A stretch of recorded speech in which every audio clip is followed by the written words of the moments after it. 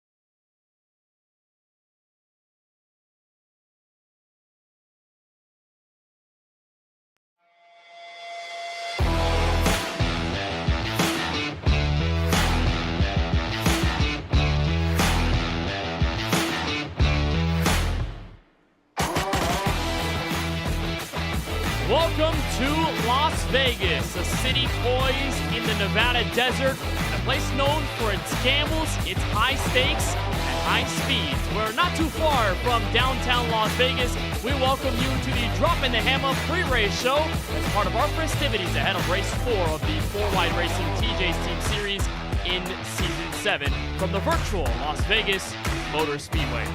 And glad to have you with us on the pre-race coverage on the KBueno Racing Network. Kenneth Bueno alongside Francisco Bacalhau will be with you throughout the entire night as we try to get a driver new in victory lane or a driver that will go for a second in 2024. Francisco, this campaign up until now has been so dramatic, very unpredictable, and who has been able to take the top step of the podium. All three of the winners so far this season have either had their first career win or have had their first win in a pretty long time. Las Vegas may add to that unpredictability as this track is known for some of that. Happy to be here on top of the Las Vegas Motor Speedway, Kenneth. And you're right, this track has been the gambling capital of NASCAR racing, iRacing as well, but also in real life. You can come here and enjoy the casinos the second you get off the airport terminal. Las Vegas International School of Casinos, and that's what these guys are going to be doing here. They're going to be playing roulette all night long, seeing if they can walk away with a race win. We had a couple of new guys win the last couple of weeks. Is tonight going to be a continuance of that, or is a veteran going to return to victory lane? We'll just have to wait and see.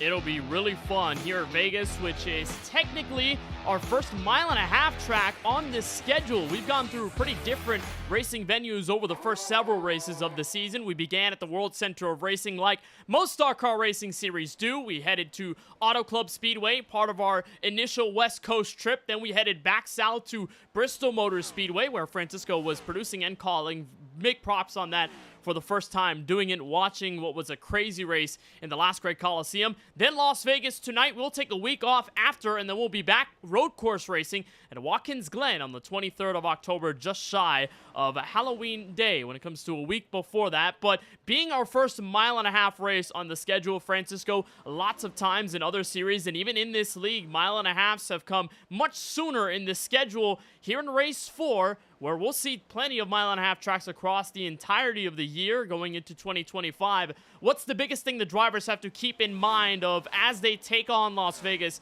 this evening in preparation for notes for the All-Star race or for all of the other intermediate tracks we'll encounter?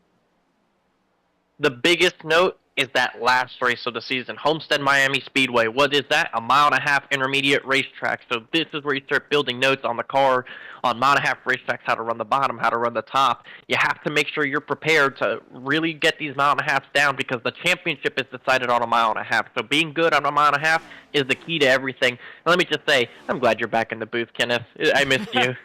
Well, it was fun watching you take on the producing and commentating role. I hope you know just how crazy it is when you're trying to tell the stories at the same time while also producing everything behind the scenes. But it was a wonderful experience for you, and you did a great job. So it was awesome. And you also got to see a brand new winner in the form of Kyle Turczak, who ended up taking his first career win in his first career four-wide racing start. Why don't we get into that? What happened last week at the Last Great Coliseum? Francisco, you have the better picture as I do, as I was just watching it from the third-person view. What was it like from your perspective watching Kyle Turczak torch the field in his first race? Early indications were as soon as we were in practice, he was setting really quick lap times, and in qualifying was able to take the pole position. I knew he was going to be someone to be reckoned with, and he was driving away from these guys on green flag runs. He was able to build a lead, really pull away from the big names of the series every single time, and he was really having a dominant night. Jaden Porter was faster on one of those runs and was starting to catch up, but a timely caution gave him no chance to really make up for it, and they were battling for second as the 15 was just the man to beat on the short runs and took away his first career win at the Last Great Coliseum. And you see the results there. Steven Maggio, winner from the previous week, finishes in second, proving that is not a one-off show that he put on an Auto Club. He's able to get on those good performances on a consistent basis. Jaden Porter with back-to-back third-place finishes expressed how he wanted to really win a race. We'll touch on that in just a little bit. Point feeder Kyle Benson was a top 5. Juan Escamilla was involved in a couple of incidents, and he was able to finish in the top 5 with a beat-up race car. That was excellent effort by the driver of the 41. Jesse Priest with a solid top 10, and Jonathan Jurgensmeyer was able to come away with a top 10 as well. And for Kyle Tursak, leading 221 of those 230 laps was surely impressive, and he said that he is a short track racer in real life, so he has a bit of experience from the real side of things. He turned it into the sim win at Bristol Motor Speedway. That top 10 was all over the place. Jurgensmeyer in his second four-wide racing event ends up getting the top 10 in 9th, and Lawson Peel back in the top 10. Plenty of other drivers in there as well as they try to get themselves sorted for this series and what is to come. For Tursak, though, the biggest thing is that in his first race, he already has a playoff ticket locked in, so he will be one of those drivers fighting for the four-wide racing TJ's Team Series title later on this season. That will be big for him as it goes down to that. And Francisco, for someone to win in their first start is impressive. We saw it at Auto Club and we thought it probably could not be replicated. Tursak proved everyone wrong, and all of a sudden you have two guys that have barely made 5 starts in this series, and now they're already locked into the playoffs. It changes their perspective completely. Absolutely. We already have 3 places taken up in the playoff slots, and those go to Steven Stempian, Steven Maggio, and Kyle Tursak, as long as they make their start requirements. So if you're everybody else that's trying to buy for the rest of the position, you have to start thinking about winning a race, because soon enough you get all these guys that get all these wins, take up this position, and it's like you might be battling for like 5-point spots. So you have to make sure that you go in there, win a race, guarantee yourself in a spot, and then the points will work itself out come playoff time. So priority, winning a race, and making sure that you're somebody that can say they've been to victory lane and they have that automatic playoff spot. So different than what we had last year when you were trying to make sure you were in on points, and those will matter to some drivers, but for others, maybe points won't be enough, and you have to win that race just to say, all right, I'm good to go. And for those new guys, the second start in 4-wide probably will be more meaningful than the first. Kyle Tursak tonight is in this session. He'll be running in his second career 4-wide start. He's impressive right now in practice, but it's all about how he can dial in come race time, which will mean a lot. Same goes for the likes of Steven Maggio, who proved a lot of doubters wrong by finishing up top at Bristol Motor Speedway last week, fresh off of the W at Auto Club Speedway. So it is very meaningful just to keep up that consistency, even though you've got a playoff spot. For a ton of drivers in this season, it's been rather rocky. Some of the veterans we have seen plummet through the running order over the first several races. Somebody who's striking the iron hot right now, Kentucky's Jaden Porter. Here's how his season has gone so far. And a huge crash. Trevor Haley, Jaden Porter, and others involved. I believe that is Jaden Porter who is around in the fence. Opening the door for Jaden Porter to steal second. White flag in the air from Auto Club Speedway. Happy for Steven to get his win in his first start. Getting a little jealous of my teammates winning and I'm not winning, but we'll get there at some point. Jaden Porter, that last lap was a 1/10.5 quicker than your leader. And Porter almost gets to the inside. Benson's looking low. Here comes Maggio. Man, I just want to win. I'm tired of finishing second and third and not.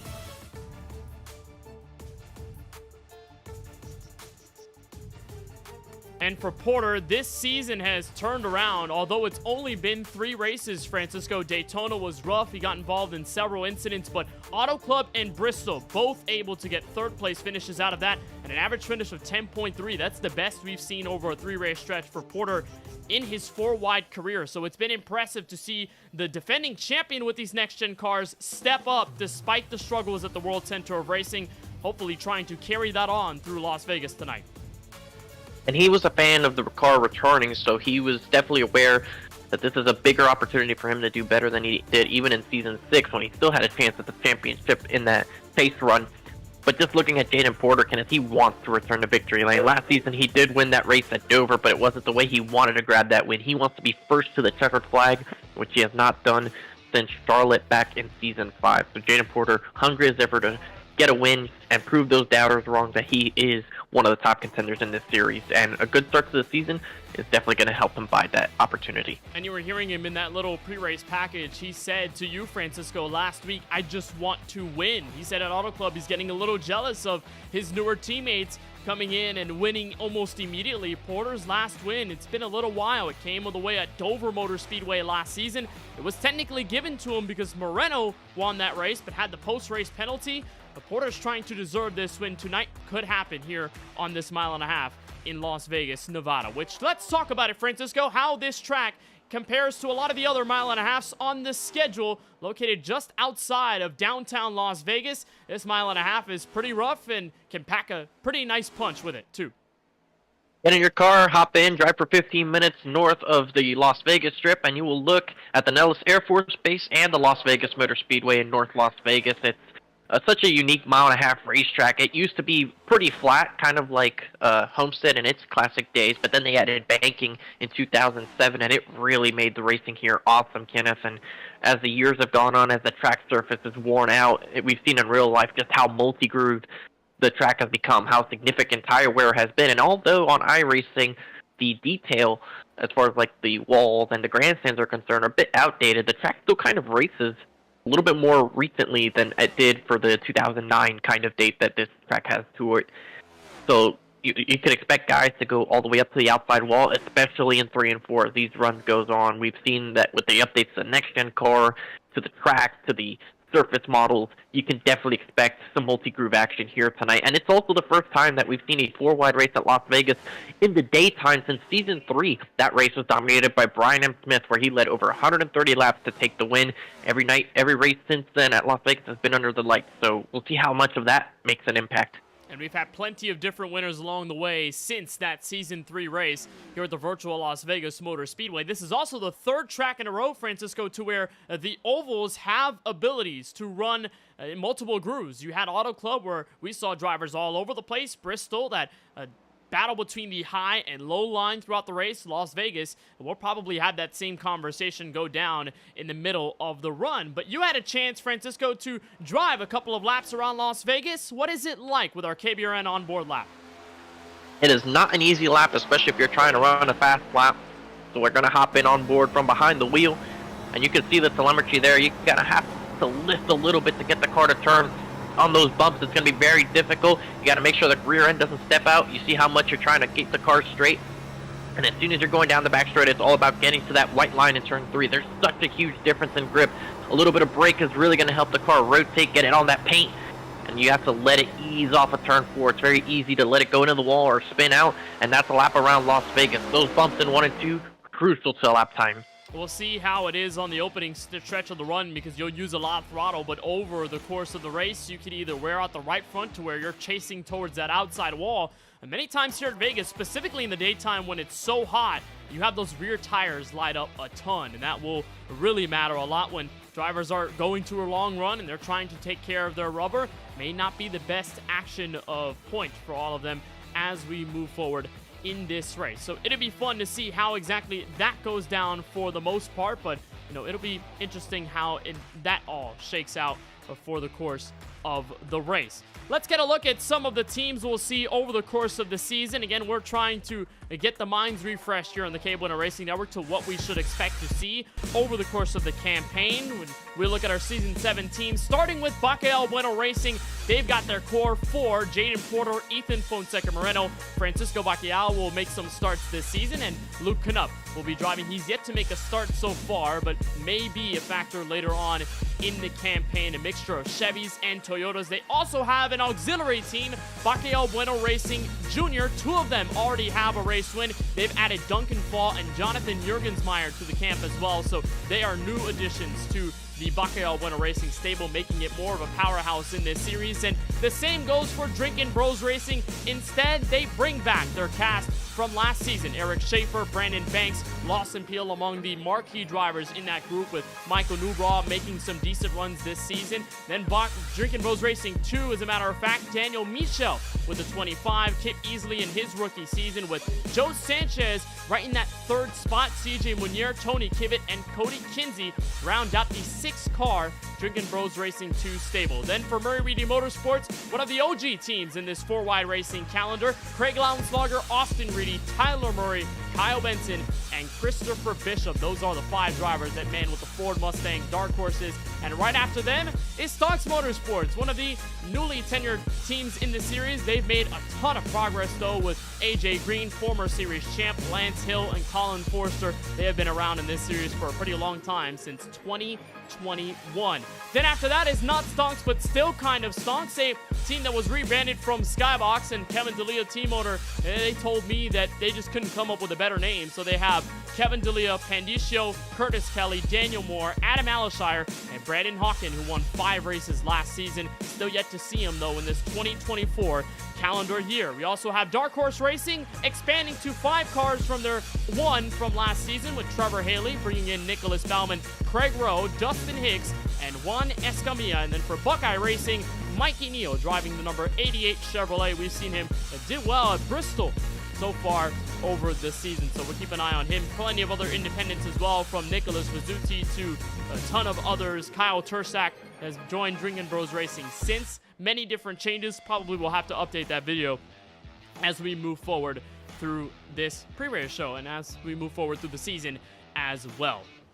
So several minutes until we get this thing started from the virtual Las Vegas Motor Speedway. Francisco, tell us your overall thoughts about what we should expect here at this 1.5 mile track, because like you said, it doesn't have a lot of grip when it's so hot. You know, this track surface plays to multiple different grooves that we could see over the course of the night. What's the biggest point of emphasis for you and for this field as they move in? Well, I think the biggest thing we could look at is see at practice as what our indications are. Right now in the practice session, it's 1:30 p.m.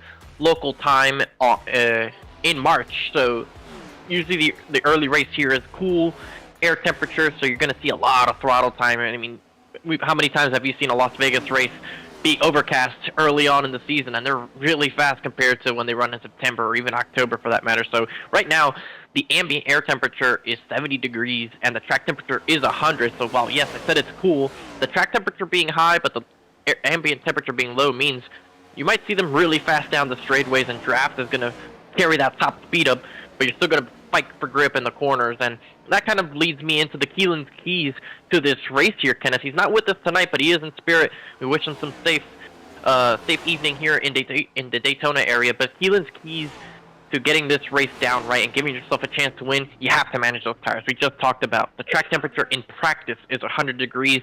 Make sure you keep those Goodyear Eagles fresh and as good condition as possible. That'll give you a chance on the long runs. Find a lane and use it.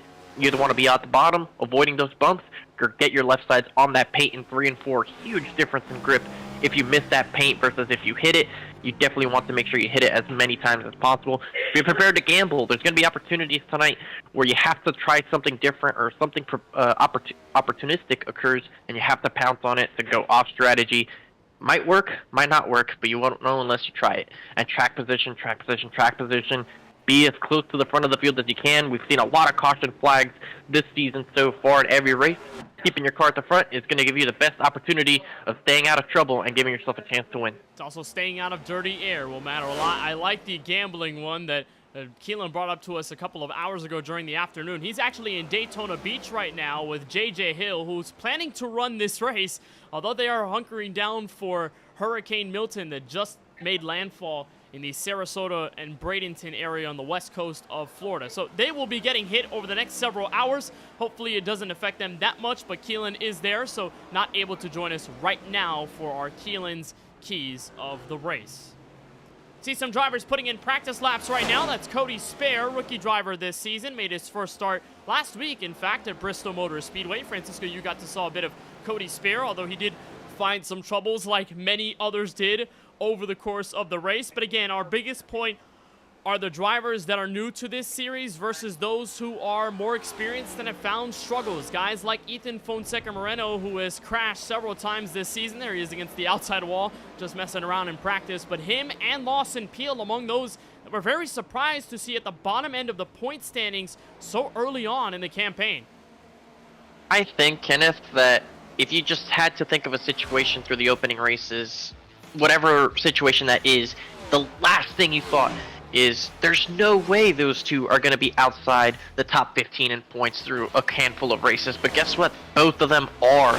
It has not been the start of the season to either one of the last two champions of this series. You look at Ethan Fonseca, he's down actually in the, I want to say 20th position or in the standings right now, and you look at Lawson Peel, he's even further down for that matter. So it's not been the start to the season so far. Lawson Peel finished outside the top 30 in both Daytona and Auto Club and got 11th place at Bristol, and he ran a lot better than where he ended up finishing in that particular race. So Lawson Peel's trying to get his foot together, trying to see if he can find some momentum. We've seen him be successful with this race car.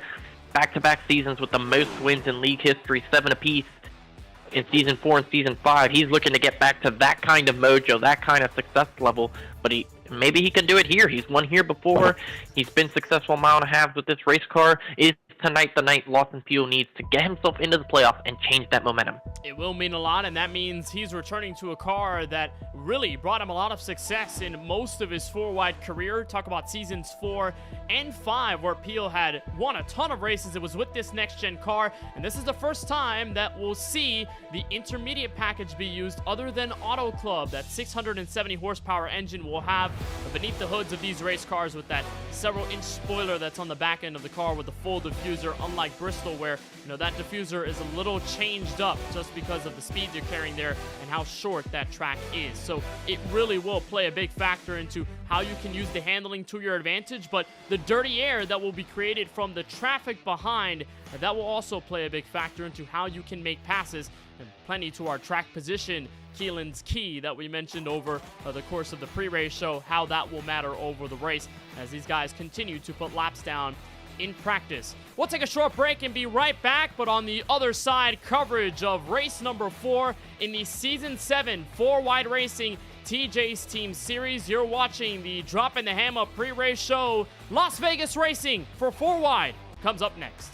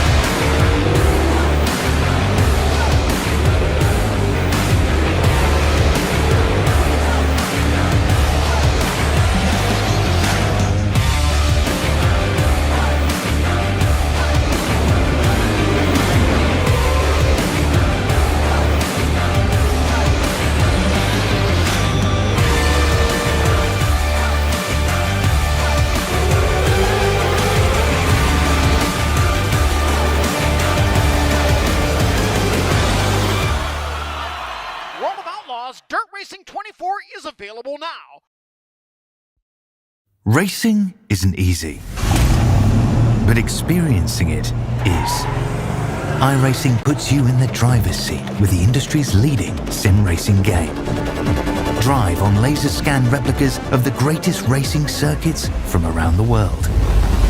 Go head-to-head against other drivers chosen by skill-based matchmaking to ensure competitive racing at every level. Compete across all your favorite series. In officially licensed cars, engineered to deliver the most accurate driving experience possible.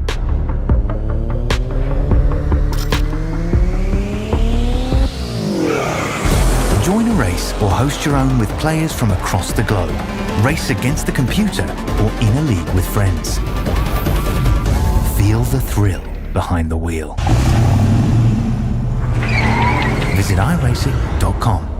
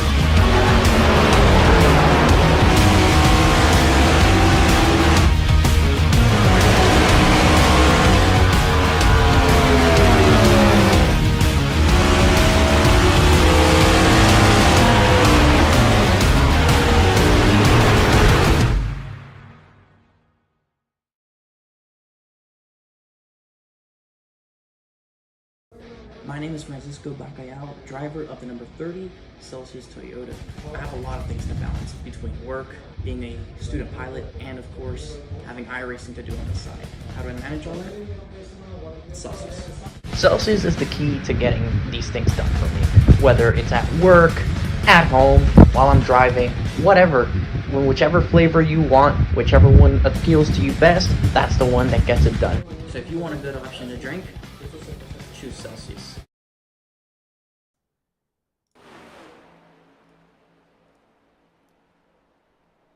Welcome back to coverage of the 4Wide Racing TJ's Team Series from the virtual Las Vegas Motor Speedway on the KBueno Racing Network. We want to let you know about the current situation going down with a Category 3 Hurricane Milton that is currently making landfall on the west coast of Florida near the Sarasota and Bradenton area. It has hit tremendous amounts of people. It is going to cause a lot of damage. You can see some of those metrics there on the right side of your screen. It's at 120 miles an hour, sustained winds, pretty low pressure at about 954, and moving east-northeast at 15 miles an hour. That's the current advisory that was given to everyone from the National Hurricane Center based in Miami, Florida. Francisco and I are located in the Miami area, but we want to send our well wishes to fellow commentator Keelan Belsha as he is residing in Daytona Beach with good friend JJ Hill, as they have lost power in their Daytona Beach area home, and they will be riding out the worst end of the storm on the north side as it crosses over the Florida Peninsula. Francisco, this storm obviously is a big deal. It was one of the strongest Category 5s we've ever seen on record as it was moving through the Gulf of Mexico. Now as it makes landfall in Florida, the biggest point is for everyone, including our drivers or anyone else that's watching and may be affected by the storm, to stay as safe as possible. Absolutely, Kenneth. Safety is the top priority for everybody involved with this storm. These hurricanes, these are not something you can take lightly, and you cannot underestimate under any circumstance. The wind shear that was located north of the 25-degree latitude line was really helpful in weakening the storm from its Category 5 status. You mentioned that they're one of the strongest systems, 5th strongest in terms of minimum pressure reached. It was the first sub-900 millibar hurricane since 2005 with Hurricane Wilma in the Atlantic Basin. So that just goes to show how strong of a storm it was. And, you know, we're pretty lucky that we weren't able to, that we didn't get the brunt of it, but unfortunately that had to go to somebody. And unfortunately it is those people in Sarasota and Bradenton and Siesta Key in particular, where the eye wall first came ashore. You wish everybody in its path the best thing possible. Those people that live along the coastlines, you hope they evacuated and listened to the safety protocols in place. You mentioned Keelan being in Daytona with JJ Hill. We have a couple of other people that we know are all the way across. They have some family over there in the Spring Hill area, just north of Tampa. Colin Forster up in Jacksonville, and a handful of other guys that you and I know among the community that live in north central Florida. We just hope that they're somewhere safe being able to ride out this storm, because you see it's moving 15 miles an hour. It's going to slow down between now and tomorrow, because this won't really be gone until tomorrow night. So it's really expected to just slow down and kind of spend the overnight hours and tomorrow morning until about the midday section over the state. It's going to weaken in that time, but still just a lot of rain north over the Orlando area all the way up into Georgia. And there you can see whatever ways that you're able to help. If you're able to, you can go to floridadisaster.org for the Division of Emergency Management, donate there, as well as the American Red Cross. You go to redcross.org. Again, any way possible, if you can help those people that are in need, that are fighting either for their lives or for their livelihood. Some of these guys might lose their homes. I know personally a friend of mine who lives in the Naples area. He had to evacuate. He probably has 8 feet of storm surge in his house right now. He's staying down at Homestead, so an unfortunate situation there. And there's many people like him right now. If you are able to, you can donate on either of these two websites, or you can go once everything is cleared and when everything is safe, you could go there and help with the recovery efforts. It's not something new to us, unfortunately, Kenneth, these kind of storms, and it certainly won't be the end. We saw it not too long ago with Hurricane Helene in an uncharacteristic area in the western North Carolina, eastern Tennessee area. Unfortunately, that's part of where we live. That's part of the Mother Nature. It's just, we certainly don't like to see it affect the people this way, but it's just part of it. It is a major hurricane, and we advise anyone in the area, please be as safe as possible. Please be in a safe area, and if you were mandated to evacuate, if you are in an evacuation zone, we hope that you did that, and we hope that everyone is all right in the Florida area. It is going to affect most of the state from east to the west coast and vice versa as Milton goes through and is currently making landfall. Again, ways to help. A week and a half, almost 2 weeks after the impacts of Hurricane Helene that went through the Tallahassee area that we talked about several weeks ago. Just sad that we're seeing another powerful hurricane batter through the Florida area. Again, ways to help. You can go to floridadisaster.org to learn more about the situation going down in the state of Florida and ways to help. You can also go to redcross.org and plenty of other websites that we do not have on the graphic right now for ways to donate, ways to support the people who may lose their livelihoods and may just lose everything in this impact from Hurricane Milton. We hope that everyone that's driving in the series that is from the Florida area getting hit right now, we hope they are staying safe in this time, and we hope that for you watching on the KBueno Racing Network, we can offer you a bit of the entertainment of tonight's race from the virtual Las Vegas Motor Speedway.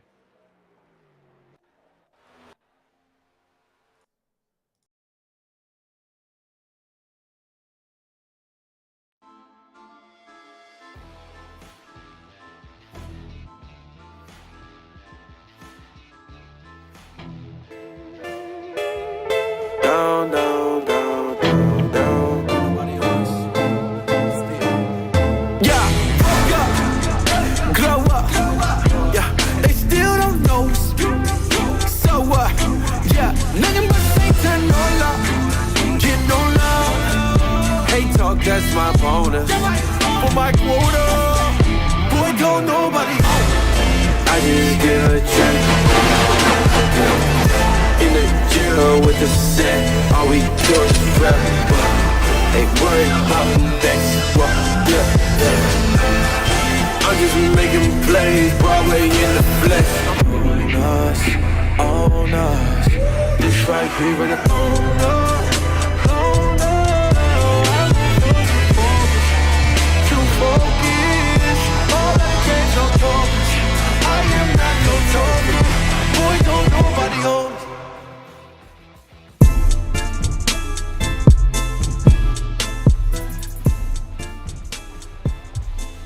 In a marquee 3-race stretch, the iron strikes hot as the field heads back to the West Coast, where the heat and the stakes turn up to 11.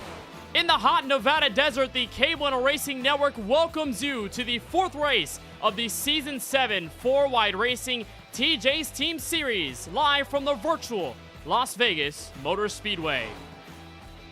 And welcome in as we proceed on this stunner of Season 7 in the 4-Wide Racing TJ's Team Series, where alongside Francisco Bacalhau in the broadcast booth, I'm Kenneth Bueno. Now, we have seen a ton over the course of the season, Francisco, from new winners to drivers struggling for the first 3 races. Las Vegas will add on to that tally and could possibly give us our 4th different winner in the first 4 races of the campaign.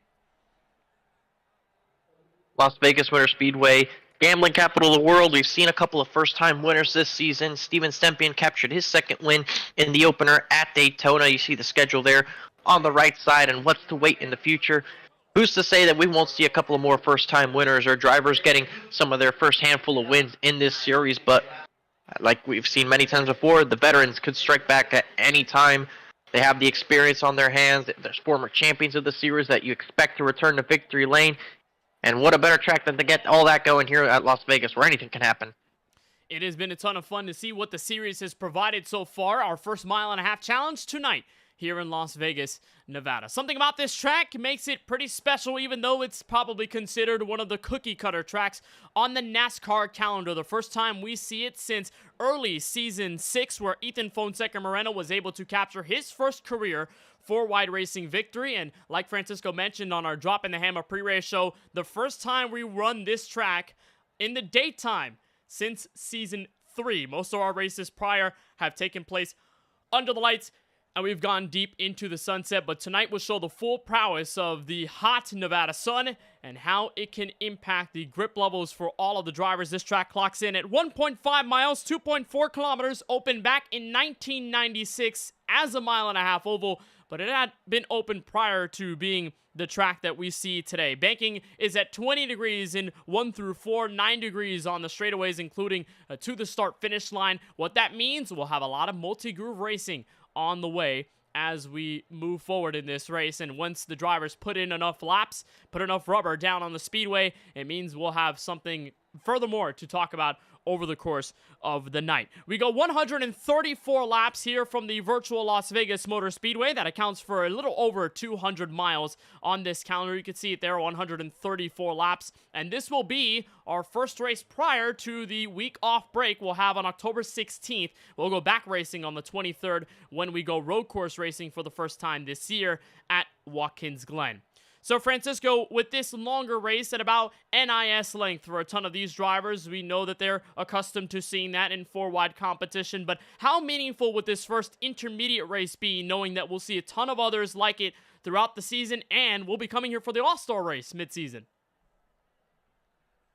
Well, the All-Star race being here and it being under the lights, it gives you the track time, and if they come up with a prize for that All-Star race, it's certainly one you want to just keep those notes in the back of your mind when we show up here in a handful of months to get ready to race for whatever prize that may be. But we mentioned this in the pre-race show. This is the first mile-and-a-half of the season. You have to make sure you get mile-and-a-halves done right. The championship is decided on a mile-and-a-half. Las Vegas is not a track that's too different from Homestead Miami Speedway. Yes, the shapes are different, but the way you want to run the racetracks and the keys to the racetrack are certainly very much the same. So getting it done right here today, especially with these conditions, is certainly going to help you on later in the season with other mile-and-a-halves come playoff time.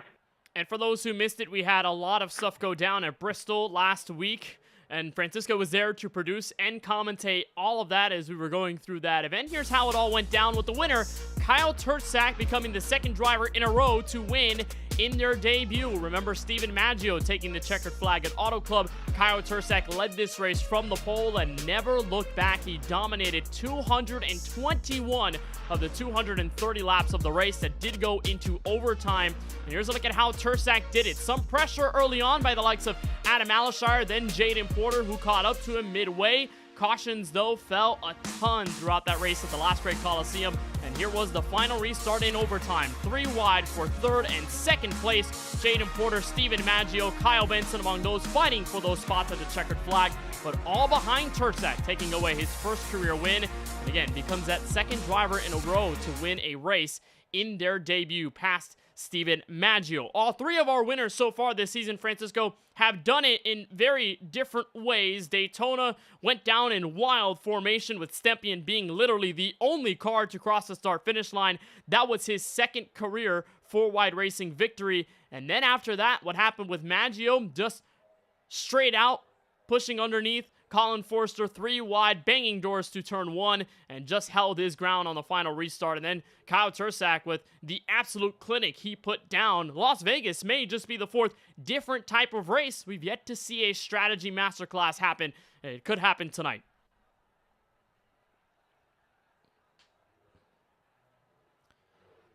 Well, as we get down to the final half minute of qualifying, we'll let you know about everything that's been going down in practice. We can tell you that Kyle Tursak, fresh off of the win at the Bristol Motor Speedway, well, he's still cooking somewhat. He has been fast in practice. Guys like Juan Escamilla has been fast in practice as well. He's just getting his season back together off of the flip at Daytona and then just working through Auto Club in Bristol the best that he could over that race. And plenty others in there as well. Jaden Porter, who we touched on during our Drop in the Hammer pre-race show, where he was discussing what it means to him to get a win and how badly he wants it. He's been seeing his teammates go to victory over this season. Some of them just newly a part of the team or newly a part of the series entirely. So Porter now one of the more seasoned drivers in the series. We'll see how he does and how the field lines up as we'll take you trackside and bring you tonight's starting grid from the virtual Las Vegas Motor Speedway, where Nicholas Baumann, for the first time this season, gets on pole with a 30.053. He's got Jaden Porter on his outside in row number 1 on your Drop in the Hammer starting grid. Right behind them, you'll find Trevor Haley in the number 4 for Dark Horse Racing, AJ Green for Stonks Motorsports from Clemens, North Carolina. He'll be on the outside in position number 4. Colin Forster with the SpongeBob colors this evening on his Camaro. He'll roll off from inside the top 5. And the last week's race winner, Kyle Tursak, tries to go 2 for 2 in his 4-wide career. He'll start outside of the 3rd row. Buckeye Racing with Mikey Neal joins inside the row number 4 in P7. Juan Escamilla, who proved pretty fast in practice earlier on tonight, he'll roll off on the outside in 8th place. Behind them, you'll find the champion from Season 4, Lawson Peel, starting in 9th, and Tyler Murray, league owner, rounding out the top 10. 11 goes to defending champion Ethan Fonseca Moreno. Alongside him, Alan Allershire has had a great start to the season so far. Going back to P13 is the 20 of Rodney Roberts, an excellent outing from him. He's had some good success at this racetrack. He's looking to repeat that once again with Cody Spare, a rookie, in his second start here in the 14th spot. Kyle Benson, your points leader, is in the 15th spot with Craig Parks in the 16th position. 17th goes to the 97 of Cody Kinsey with Jesse Prees in the net 00 in 18th. Tony Kivett will be in the 19th spot with Ryan Pandiccio rounding out your top 20. Back in 21st is where you'll find rookie Duncan Fall, who's looking to complete his first race this season after crashing out in his last 2 starts. Kevin D'Elia starts outside of row 11, back in 22nd for not stonks, but still kind of stonks. Dusty Alpin, rookie driver, making his debut start. Can he continue the trend of first-time winners in their first races? Who knows? From 23rd, Craig Rowe, rookie in the number 24 car, starts 24th outside row 12. Brandon Gillis is 25th. Christopher Bishop for Murray Reedy Motorsports is outside row 13 in 26th position, before you'll find Craig Lounslager, car number 13, with his teammate on his outside, Austin Reedy, in 28th position.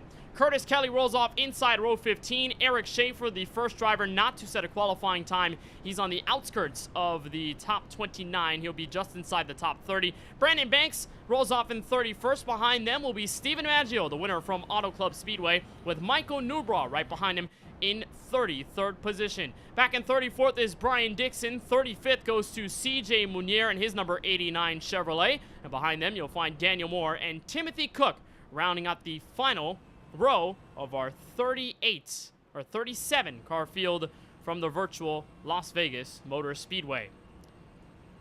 But we talk about some of the drivers who have succeeded earlier on this season, some of those drivers who have struggled. One of those who hasn't found success is Lawson Peel. The Columbus, Mississippi native has finished outside of the top 30 in the first 2 races. His breakthrough came at Bristol, where he ended up inside the top 10. And tonight, he is our KBRN in-race reporter, and he joins Francisco Bacallao.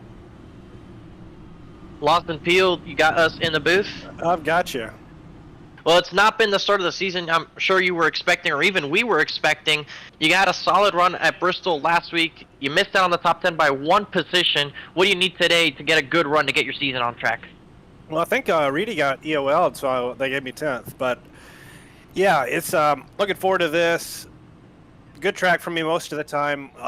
12 or 13 laps is your magic number here, I think, before it's going to get loose on us. It's going to get really tight, just plow tight for the first 10 laps or so of the run. And then we're going to have a loose phase in the middle, and then I think it's going to get tight again at the end. So probably going to be some handling swings here. Just hope we get some green flag runs. Didn't really get very many of those at Auto Club, so hope we get some tonight and just have a fun race. You're a former winner here at the Las Vegas Motor Speedway. That came under the lights. This is actually the first time you get to race in this series under the daytime. What's going to be the biggest difference in the nighttime and the daytime here at Las Vegas? Yeah, I kind of wish it was at night because I think that'd make the car a little tighter, and I'm just traditionally not the best at these setups that kind of build loose, or just in the daytime when it's hot like this, it kind of builds loose. So just going to try to manage that. It'll probably take me a while to figure it out. Hopefully it won't be too bad. And then it'll maybe get tightened up a little later towards the end of the race. Well, Lawson, you have 134 laps left before we decide a winner in this race. We wish you the best of luck out there. I appreciate it. That's Lawson Pio, driver of the 12. Francisco mentioned he is a former winner here at the virtual Las Vegas Motor Speedway, looking to grab his second here at the 1.5 miler here in Las Vegas, Nevada. Well, let's go through some of our Charlie Bayer Photography onboard camera shots. We'll start here with the driver of the 28 who rolls off on the front row. Jaden Porter looking for his first win of the season since Dover last time with the Xfinity Series cars. We also have Duncan Fall for KBueno Racing rolling with the pink colors tonight on behalf of Breast Cancer Awareness Month. He rolls off 21st in this race from Las Vegas. We'll also have Kyle Benson with our Charlie Bayer Photography onboard camera rolling inside the top 15. He's one of the OGs in this series and still looking as well for a win number 1 on the season. And as well, we've got Juan Escamilla, the rookie driver for Dark Horse Racing in his Ford Mustang with Southwest on his colors tonight. All of them will be bearing our Charlie Bayer Photography onboard camera. Well, Francisco, you mentioned it a little bit earlier, our Keelan's keys to the race. One of those was track position.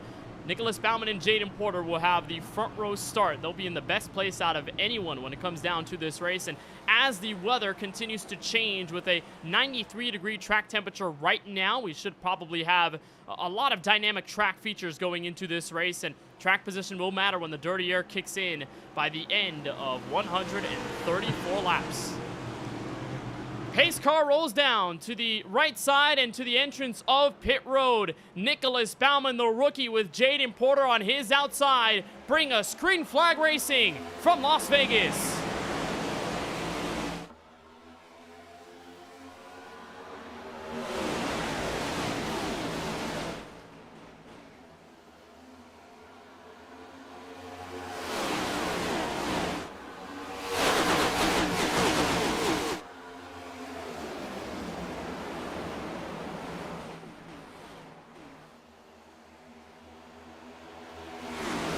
An excellent jump for your pole sitter. Nicholas Baumann gets out in front, but he's going to have a challenge for the top spot. It's Trevor Haley, his teammate, that's looking to the inside with Jaden Porter in tow. And look at there, that's Colin Forster as they remain in 2x2 formation all the way across the field. Trevor Haley now on the inside of his teammate. They jump Jaden Porter, who's now outside in that second row down the back straightaway. So the Ford Mustang dark horses for the team that has the same name almost, now side by side and gridlocked for the top spot as we complete lap 2. Contact between the leaders as they arise out of turn 4. And Trevor Haley might just lead it to the stripe. He does. Colin Forrester already getting himself into second, looking for the lead. Turn 1. Forster's a former winner here at the Las Vegas Motor Speedway. He's going through those bumps right now. You see he had to check up there, and he's going to lose the track position on Trevor Haley, so he has to tuck in second. And there you see a little bit further back, there's the 28 of Porter, who's fighting your pole sitter Baumann trying to see if he can move up into the top 3. There's Juan Escamilla in tow, as well as AJ Green looking to the inside of the 28. They are almost 3 wide for the 3rd position, and they are. Make that 3 wide. Stonks Motorsports is making progress early. That white Chevrolet on the inside is AJ Green, just now getting into the top 5. But we mentioned the multi-groove nature of this Las Vegas Motor Speedway. You can make any line work, so they'll stay 3 abreast down the back straightaway behind Colin Forrester.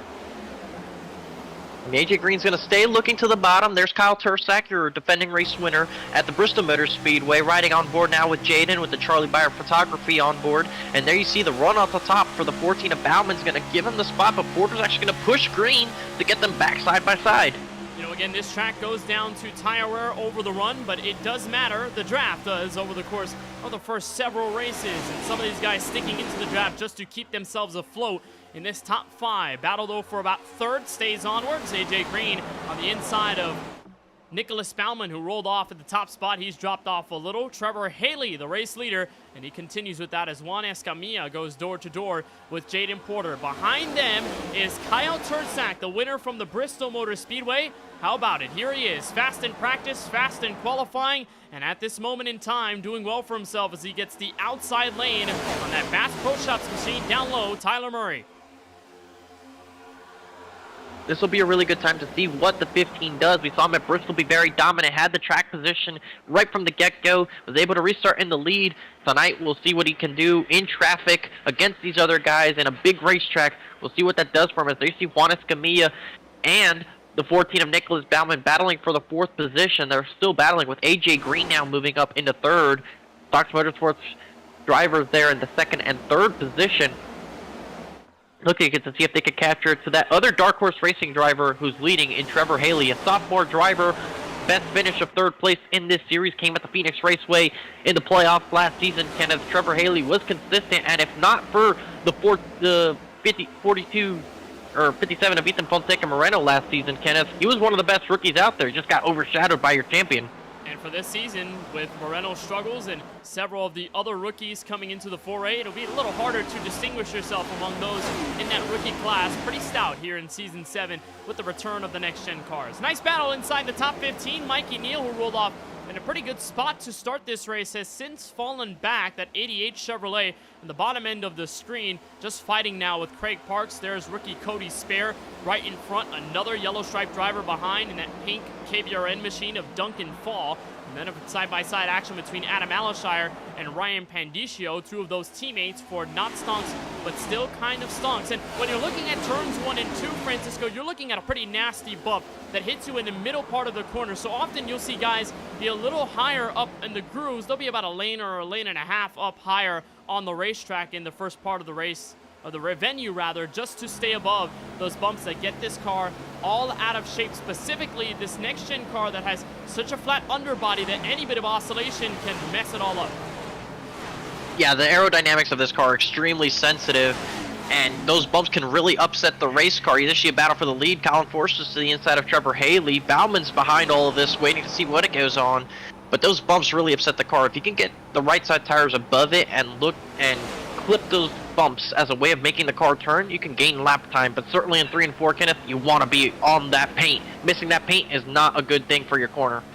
The good thing for Bauman here, he's got teammates in front and behind him. Trevor Haley to give him a bit of support on the straightaways, and Juan Escamilla right behind in that Southwest machine. They're all going to work together with Colin Forster outnumbered there as the only car on the inside lane. On the right side, you'll see the onboard look from the Mahindra Tractors number 14 Ford Mustang. First time we see him have these colors, a Chase Briscoe inspired machine here on the racetrack. He currently runs inside the top 3. So for everyone else, they continue to go door to door, but I noticed back to 8th place, Jaden Porter, Francisco. You know, there is no gap between these guys. It's about a second from 1st to 8th place, but it's a pretty decent gap back to 9th place, and our KBRN in-race reporter, Lawson Peel. And there you see our top 3 from last season's championship there. Lawson Peel, Kyle Benson, Ethan Fonseca, all 3 of them running together at the edge of the top 10, battling each other for position. And behind them, you see the 84, Jacob Locklear. There you see the pink KBueno Racing Network car of Duncan Fall as well, battling away with Cody Spare. So a little bit of a gap, but might be the tire-saving group, if you will. There They're laying back, and one thing that Lawson knows how to do best is tire save. He'll let everybody go by at the first portion of the run, and he'll say, all right, well, let's get it later. We know that Ethan Fonseca Moreno, Francisco, at Bristol Motor Speedway was one of the fastest cars on the long run. Him and Jaden Porter had something brewing midway through that race.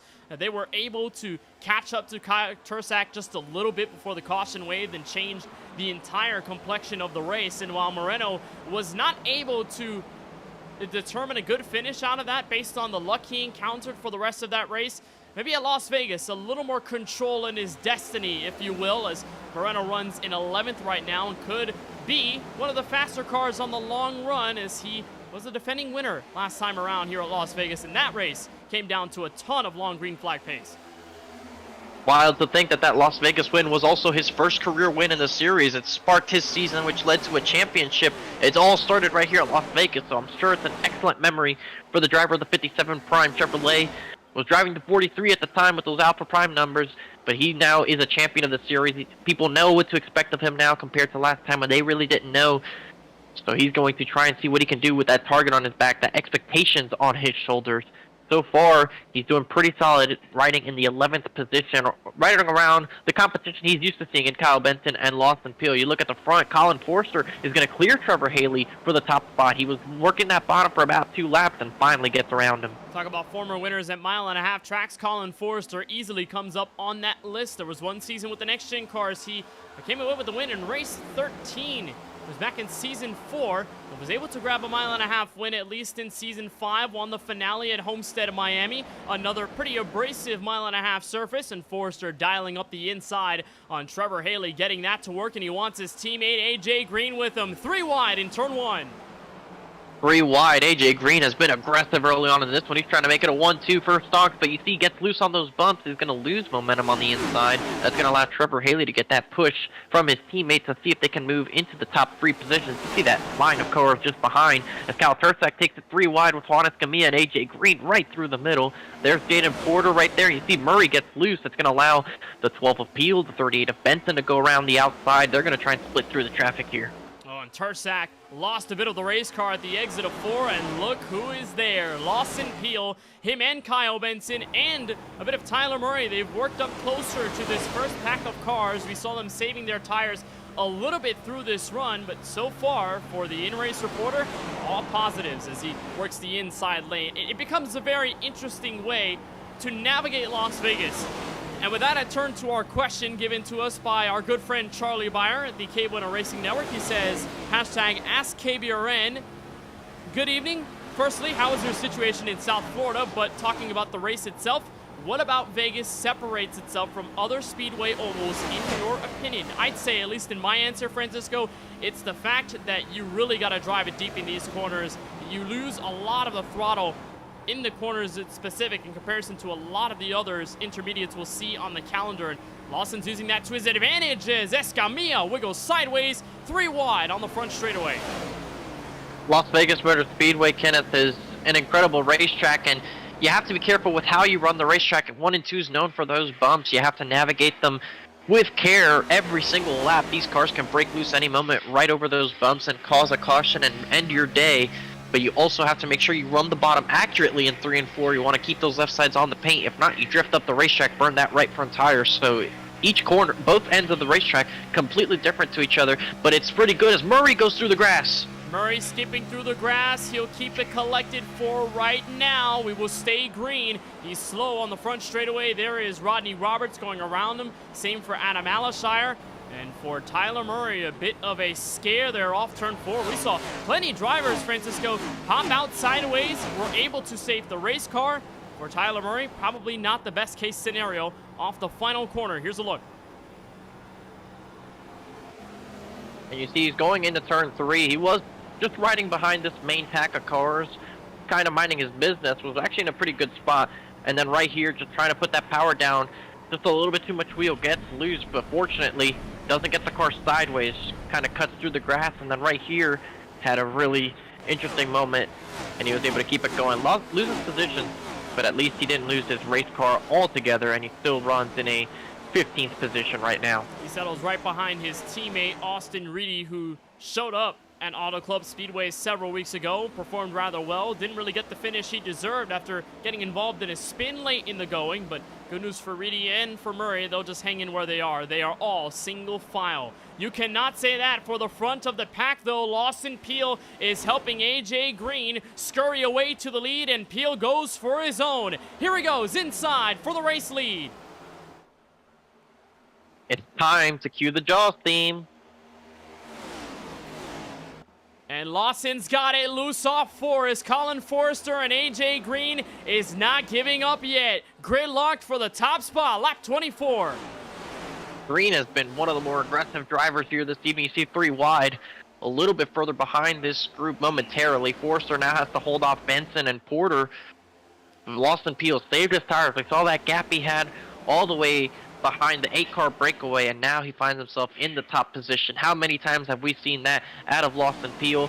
And loose for a moment there was Escamilla on the bottom, and there you see 3 wide once again. Porter in the middle of it with Forrester on the outside and Benson on the inside. That's the caveat of running up strong in the first several laps of the race. As soon as the tires fall off, you start to make that journey backwards. For the Dark Horse Racing Ford Mustangs, none of them reside in the top 5 after starting this race pretty high up in the running order and leading several laps. The best running Dark Horse Racing Ford is Trevor Haley sitting P6. Juan Escamilla sits back in 7th. They're in that battle, and all the way back in the top 10 is Nicholas Bauman. Forrester is just hanging on to the SpongeBob SquarePants machine. He's all over the place.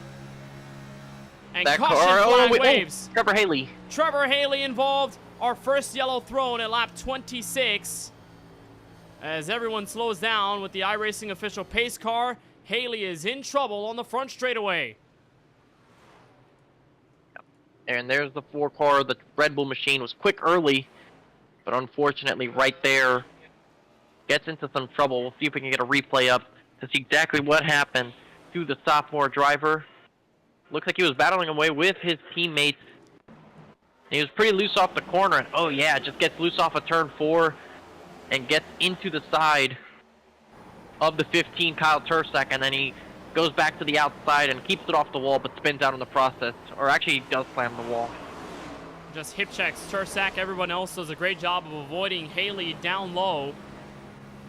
But for his car, not really able to come away without a scratch or a couple of dents on the race car. So here's a look at how it all unfolded, and this is from Haley on the right side just getting up to speed, and that bang on the left side to Tursak's machine probably going to give the 15 car a bit of damage as well, as everyone resides under the iRacing official pace car for the first time tonight.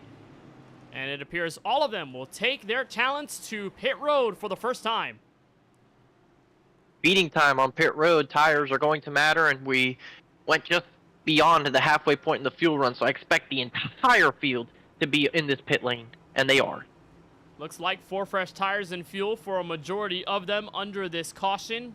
And I'll let you know that nobody in this field is a lap down or more, so either they're getting their wave around now or they have been in this lead lap position the entire time, rather clean over the course of our first 28 laps or so. Escamilla overcooks his pit box by 1.5 miles, and he'll be on pit road for a little longer. Trevor Haley coming in this time by as Lawson Peel leads the group off pit road for the first time. Battle for second, 3 wide, and I believe Jaden Porter got it. And Moreno moves up into the top 5. Great pit stop for him. Colin Forster loses a couple of positions there, and Rodney Roberts gets himself to 11th. So a good pit stop by many, several of those just now getting into the top 10. That includes Adam Alishire, Curtis Kelly, and Austin Reedy. So all of them going to gain track position here. Well, you mentioned how important that was over the race and managing your tires. It's a distance, rather a balance of using that to your advantage. Here's a look on the right side of your screen of what's going on with Juan Escamilla. And that's just a crucial pit road mistake, Francisco, that'll drop him all the way back to 28th. They call it a rookie mistake for a reason. You see right here the curve on pit road. He's looking for his pit stall. Probably realizes where it is too late. Yeah, right there. And he just completely goes over it. Unable to see with cars in front of him. Forgot where he qualified. You see just how much he has to back up He had no idea where his pit stall was, Kenneth, and he did not see it with the curve on pit road being tucked up right behind somebody else. He had to back up a lot, and for many guys who overshoot their pit stall, I mean, they kick it into reverse. The max they have to back up is maybe a couple feet, couple inches, but for Escamilla, that was maybe a whole nother pit box right in front that he had to stop, get the car in reverse, and all of a sudden he is in tough track position as we are getting ready to get back going from Las Vegas. So we'll remain single file for right now, and Lawson Peel, the current race leader, Jaden Porter and AJ Green round out the top 3. We mentioned for Moreno and for Lawson, the 2 titans of our championship battle last season at the Homestead of Miami Speedway. Well, this season it has been the complete opposite. We tossed on it before we interviewed him on our in-race reporter segment. The first 2 races, he finished outside of the top 30, crashed in both of them. And then at Bristol, finally got his bearings together, finished inside the top 10, so giving himself a bit more headway going into Las Vegas. But his average finish up until now, 26.3. That is a far cry, Francisco, from an average finish of 1.6 last season at the very start of that campaign. And you think about last season in its entirety, his average finish was, I believe, 7.5, so that's the kind of numbers you expect from Lawson Peel. Nothing anywhere near a 26th place average finish. That's just not been the start he's wanted to. He got that top 10 finish at Bristol, got a helping hand from Austin Reedy, who had a penalty there that promoted him up into the 10th spot, but still kind of not been exactly the season he's wanted to. It's been a good early start now for Lawson Peel. He's leading this race. He's right where he wants to be, but it's not going to be handed to him. We see Jaden Porter's up there, champion of the series. AJ Green, another champion of the series. Kyle Benson has always been in that championship fight. And Ethan Fonseca Moreno in the 5th spot, another champion of the series. I'm seeing a pattern here, Kenneth. It looks like they're starting to get closer to the front. Maybe Las Vegas is the turnaround. Who knows? But you're right. Jaden Porter and Lawson Peel will share the front row on this first restart, clocking in at lap 31. AJ Green and Kyle Benson will have the view from right behind the race leaders in row 2. Colin Forrester, who was pretty loose at the tail end of our last run, he'll have some fresh rubber, so hopefully he doesn't go sideways off of turn 4. He'll roll off from 5th. And Ethan Fonseca Moreno, they're on the inside. They'll be in row number 3. And we mentioned Adam Alishire, Curtis Kelly, Austin Reedy among those that are in the top 10. And that also goes for the rookie Nicholas Baumann, who started this race on the pole. So it's Lawson Peel ready to get us back underway from Sin City. Jaden Porter on the outside to react. Our first green flag restart of the night. Peel will wait for the Geico restart zone. Back underway from Las Vegas. And he waited late into the zone to get going. That outside lane really just didn't get that great of a launch right behind Forrester. They're really spread out there. The inside got a much better launch. AJ Green's going to see if he can hold on to 3rd. He won't be able to. He's actually going to have to fight his way for 4th, with Forster rolling that top a lot better. And Alishire getting to the outside of the 57, but side by side for the lead. The 28 of Jaden Porter looking to make a move to your race leader. He's got the outside. Can he get the push from Benson? Yet to relinquish in this battle. 3 wide. Either party, and here comes Forrester. A look underneath. He's got some help. 3 wide for the top spot entering turn 1. Porter, the nose ahead. And Peel's going to back out momentarily. Porter has the advantage. Does Peel push Porter clear of Forrester here off of turn 2? Teammates working in tandem on the back straightaway. Porter shuts down Forrester's run. Entering turn 3, and Jaden Porter leads his first lap here from the virtual Las Vegas Motor Speedway and counts on to the tally. We are still side by side for several positions. Kyle Benson door locked with AJ Green in the fight for 5th place. There you see they're still 2 by 2 well behind, so it's going to take a pretty big amount of run to break free from all this. It took several laps for that to happen, and it looks like on the previous lap, Kenneth, down the back straightaway, there was some contact between Lautenschlager and Mikey Neal that sent Neal a bit out of control, but he was able to keep going. Look on board from Forrester. Or from Porter, rather, as Forrester makes the move underneath. He'll look for the top spot once again. And again, it's once again the tandem with teammates helping each other. Dark Horse Racing proved that to be effective in the opening part of the run. And that will push Colin Forrester to the top spot from Las Vegas. Look at the battle for P5. Adam Alishire, Curtis Kelly, a pair of Toyota Camrys, the highest running Camrys in the field thus far. And look who's up there behind him. It's the 16 debut driver, Dusty Applin, in that number 16 Can-Am Chevrolet. In his debut, he's worked his way up into the top 10. Kenneth, I've heard that this is the league where debut drivers, rookie drivers get their first wins really quickly. I think he heard that because here he is fighting amongst the top drivers. Well, Applin's done well for himself. Again, we talk about how effective the drivers in their debuts have been. Cannot count out Dusty Applin at all as he runs inside the top 10 and pushes 3 wide here between Alashire and Kelly. Those are 2 of the teammates for not stonks, but still kind of stonks. On the right side, an onboard look with the Can-Am Chevrolet as he gets his first look at the top 10 in the first 3 rows. They're all door-to-door. It's 2 rows that are covered by side-by-side racing, and Forrester holding the fort up front. And you see almost gets tight there into the 12 car of Lawson Peel, and he has to back out of that. Look at the outside, the big run they get. That forces Porter to go down low. AJ Green goes low on his teammate. He's going to try and slide up in front of Forrester, and he gets the top spot away. Here comes Porter now looking to see if he can mount a challenge, but they'll just stay single file for the top 3. And what's interesting here is you watch that second car in line, Colin Forrester. He's a native of Jacksonville, Florida. Has gone through several topsy-turvy weeks on the sports side of things, Francisco, and I'm sure that you can also attest to that with the Jacksonville Jaguars and the struggle of a start they've had to the season. But Forrester is in the exact path of Hurricane Milton. He's getting the northern end of the hurricane, somehow still with power and internet. Forrester hunkering down for the storm in his Jacksonville home. Doing well right now as Peel goes down to the inside for a second. We know that JJ Hill, it has no power. We heard that from Keelan Belsha, but Jacksonville is 100 miles further north than Daytona, so it doesn't surprise me entirely as there's some contact there. Alashire shoots down the track. Lawson Peel gets a run on AJ Green as you see just 3 wide every single lap from here on out. There's a lot going on around the racetrack right now, Kenneth. Jacksonville being 100 miles north of Daytona doesn't surprise me. He's probably experiencing fairly similar conditions to what we have going on right now.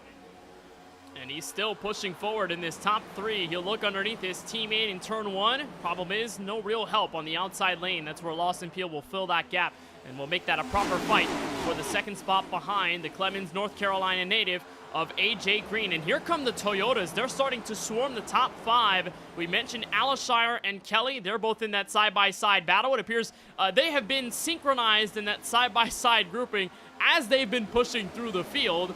And then behind them by several cars, Rodney Roberts for KBueno Racing Jr. as part of the auxiliary team for this edition of the 4Wide Racing TJ's Team Series. How about Roberts, the Alabama native, doing well for himself as he tries to push forward and get the pass done on Applin ahead. Well, we've seen Rodney run good at Las Vegas Motor Speedway. Had a top 5 run going for him a couple seasons ago. Got involved in a last lap crash, so it's not entirely surprising to see Rodney do well here. He's a fan of these next-gen cars. He's looking to see if he can break through and capture his first career win, and he's doing a pretty good job right now, 40 laps into it. And he looks under Colin Forrester, gave up the race lead, and just could not get the track position to follow. He settles right back in 5th, right behind Adam Alashire, who pushes forward, and maybe not the first time we've seen Alashire and Lawson Peel in close range. That's what got Peel in trouble on the front straightaway at Auto Club late in the going, where he attempted to pass down low. Alashire sent the block. It got Lawson Peel all out of shape and sent him hard into the wall as he went for the spin, and the pack developed and swarmed him as they were coming through. 3 wide behind them with Applin, Forrester, and Rodney Roberts in the middle of turns 1 and 2 as AJ Green continues to lead this race here on lap number 42. Pretty good start here at Las Vegas, and look at the battles further back in the group. It is not fun at all if you're Craig Lownslager, Austin Reedy, or even a bit of Jaden Porter. They are all side by side in the midst of the top 15. Just battles everywhere on this racetrack, Kenneth. You see Austin Reedy trying to find his way up into the top 10. Lownslager has found his way up there. There's Tyler Murray, a couple of Murray Reedy Motorsports cars. There's the 41 of Juanes Camilla trying to make that comeback charge after missing his pit lane by several pitfalls. And Craig Parks in the 17 just behind all this in 14. And Craig Parks, that driver of the 17, one of those Drinking Bros Racing entries with that Chevrolet. I'd say it's going well for him right now. Parks set to get his best finish of the season if he is able to hang on for the moment as Alashire and Lawson Peel go door to door. One thing that I've noticed, at least here early on, Francisco, is that we haven't seen as many drivers go up top, specifically in 3 and 4. A lot of those going higher in 1 and 2 because they want to escape the bumps down low. But for 3 and 4, how long would you reckon that will start to kick in over the course of the race? We've seen the pack stay close together for the most part, so that's probably why we haven't seen it, but also that last run only went about 25 laps-ish, maybe not quite all that way. So we still didn't see the tires at the end of their run, but if we get more spread out and the tires wear a little bit more, I do expect the outside to become more usable. AJ Green lost the lead in the meantime. He's actually down in 4th now as they've worked his way around the outside. Curtis Kelly takes away the top spot. Alishar moves up to 3rd with Peel in 2nd, and the 16 is finding his way up into 5th. And the new race leader, Curtis Kelly. The Canadian makes the way up front. Does Lawson have any answer for him in turn 1? Answer is going to be no, but Alishar's right off the press on the back bumper of that Exalta Chevrolet to make something happen, and on the outside, Dusty Oplin in the 16 couldn't make a move. He's been methodically working his way through the field. What a so far a race it's been for the 16. He's driven his way up here. He's in the top 5, and he's showing that he has speed to compete up here, Kenneth. We'll see what he's able to do as we progress into the second half of the race in a handful of laps, but so far, it's been a solid debut for the 16. As he pushes forward on Adam Alishire, we'll keep an eye on what happens for the lead. Lawson Peel got a good exit off turn 2, and here he is inside for the top spot. And Alishire not to help Kelly in turns 3 and 4, so another new race leader. Kelly could fight back, and he will on the outside of turns 3 and 4. We've already seen several leaders lead some laps at Las Vegas. Seems to be the proper trend whenever we come here with these next-gen cars. Last time we were here with this machine back in Season 5, 6 drivers led more than 10 laps in the race. And one of those guys was Lawson Peel, the man you're seeing in the top spot. Right now, loose is Tyler Murray in the background off turn 2. Wonderful save for the Bass Pro Shops car. Not the first time we've seen the 16 sideways in this, or the 36 sideways in this race. See what exactly it was. It looked like he was trying to fight on the outside of the 41, tried to stay off him and got loose, but a great save by Tyler Murray.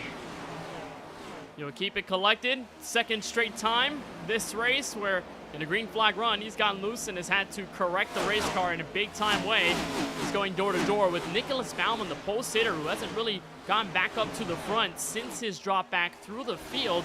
It's been a little rough there for Baumann as one of the newer entries for that Dark Horse Racing team. It has really separated from 10th on back, Francisco. A lot of the congestion is happening at the front of the field, but as you work back and as you continue looking in deeper, and you get some of these deep cuts, you're witnessing guys that have somehow moved backwards from the field. That includes your former series champion, Ethan Fonseca Moreno, who's got our Charlie Bayer on photography onboard camera right now, sitting 17th and almost a second behind Murray up the road. And he restarted in 5th, so he had good track position as we're 4 wide up in the top 5. Contact, AJ Green and Benson making contact as well. They are all over the place in turn 1. We mentioned how the congestion was up front. It continues now. Lawson pulls away. Curtis Kelly ends up in 2nd. We're 3 wide off turn 2.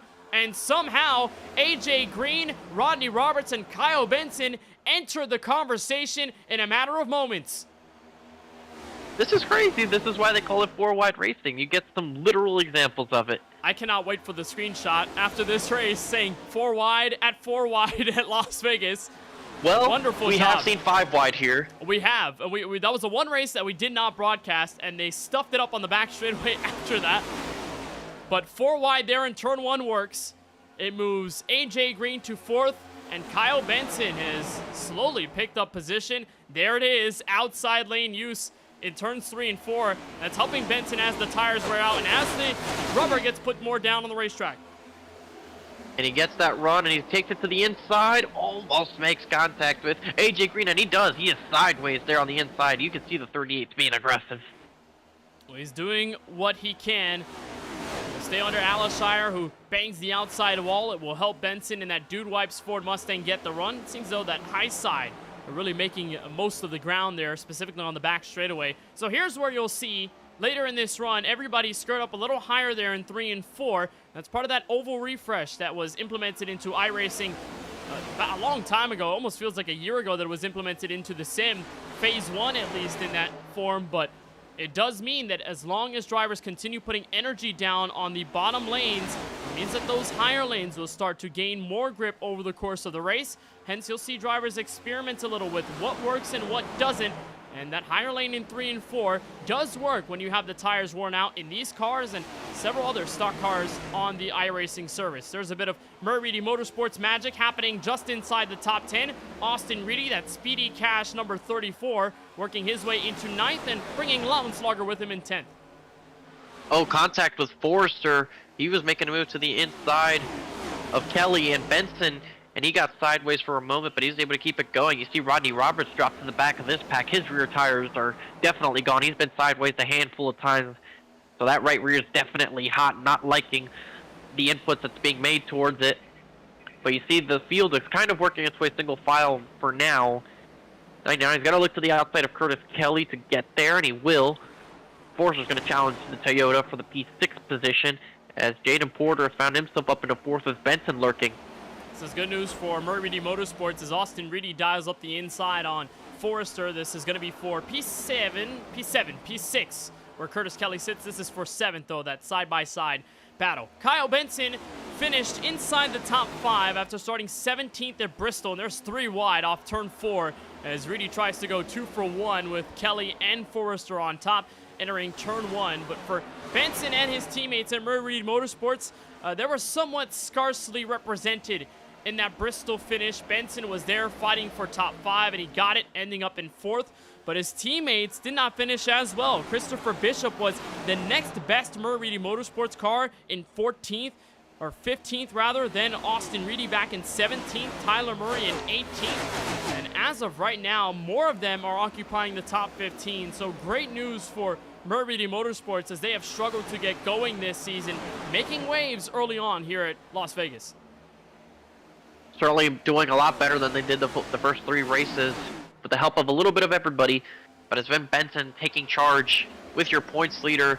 And speaking of Bristol, there's your Bristol race winner, Kyle Tarsek, in his 2nd start, running right now in the 16th position. And part of that was the contact off turn 4 with Trevor Haley that brought out the first caution of the race. Tarsek had to park it on pit road and wait 38.7 seconds, almost a 40-second stall. That's about a penalty's worth of time on his pit box, but Tarsek was spending a bunch of that getting his car repaired as he had heavy right front and right side damage on his Camaro. And the onboard look with Tarsek, the rookie driver, runs behind Tyler Murray and just made up a spot to Drinkin' Bros Racing's Craig Parks, who in turn falls back to 16th.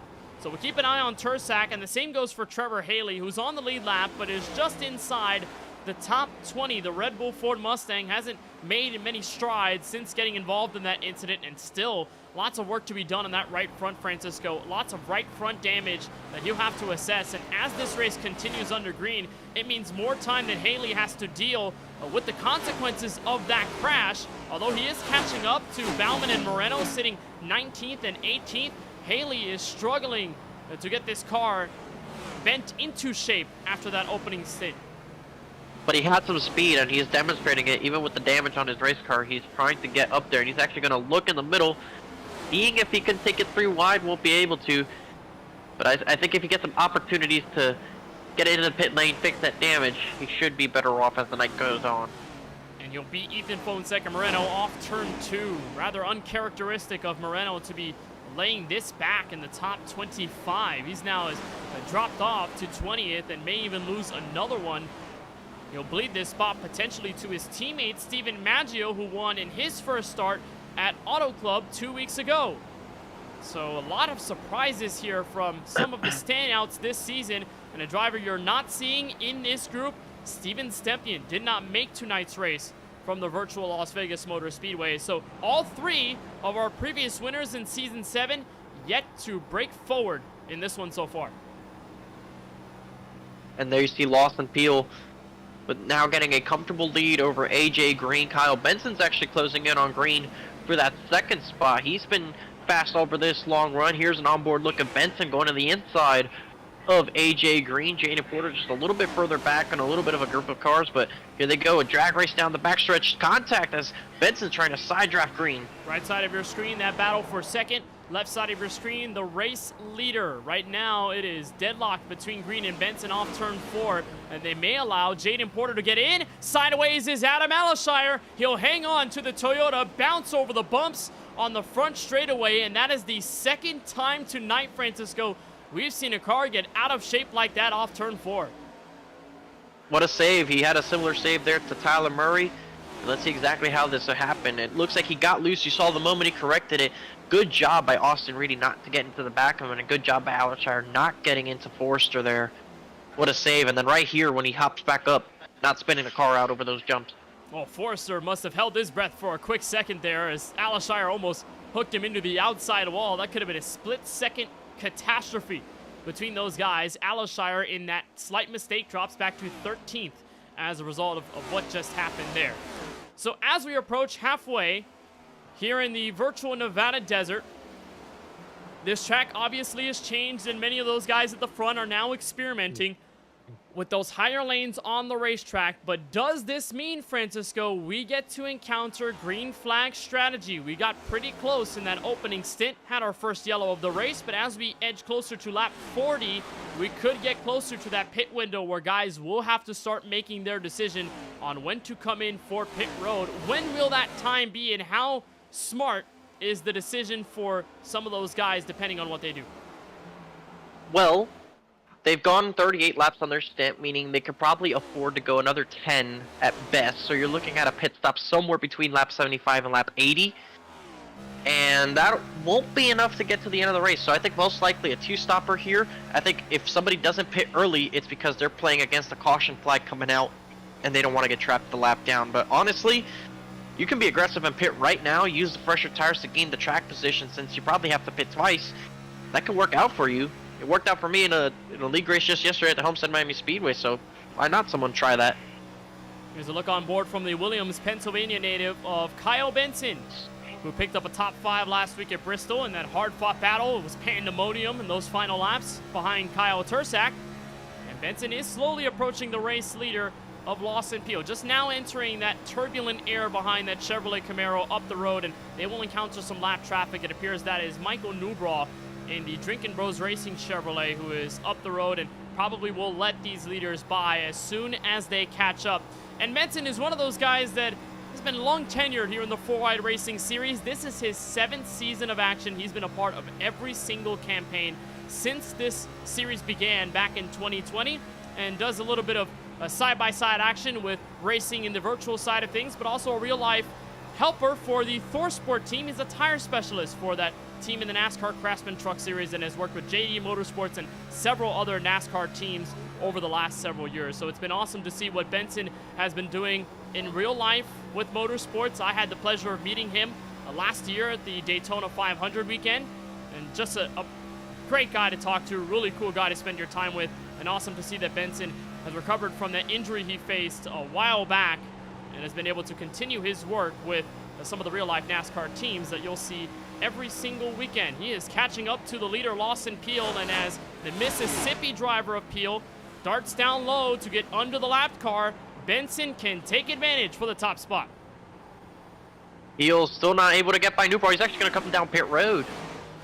Well, here comes Lawson Peel taking his Chevrolet in, this time by Curtis Kelly, Juan Escamilla. Those two follow lap 70. So green flag pit stops going on. There you see Lawson Peel making his way down pit road. A handful of other guys. We'll see if we can get a view on everybody as we work our way through green flag pit stops now. There's AJ Green battling away, trying to see if he can improve with Jaden Porter. There's the 41. We'll see if he misses it. No, he doesn't miss it this time. You see the right sides go down on Lawson Peel. Left sides are going to go up here any second now. And Kyle Benson's just making his way past the start-finish line. So Peel will lose a lap. There's AJ Green. Colin Forster's in as well. So we're well into this green flag cycle. Kyle Benson, the leader, continues to stay out. Rodney Roberts, Kyle Tursak, the pair of cars coming in this time from the top 15. Dusty Oplin, the rookie, is also coming in this time by. And all eyes on Kyle Benson. What will he do if he stays out any longer?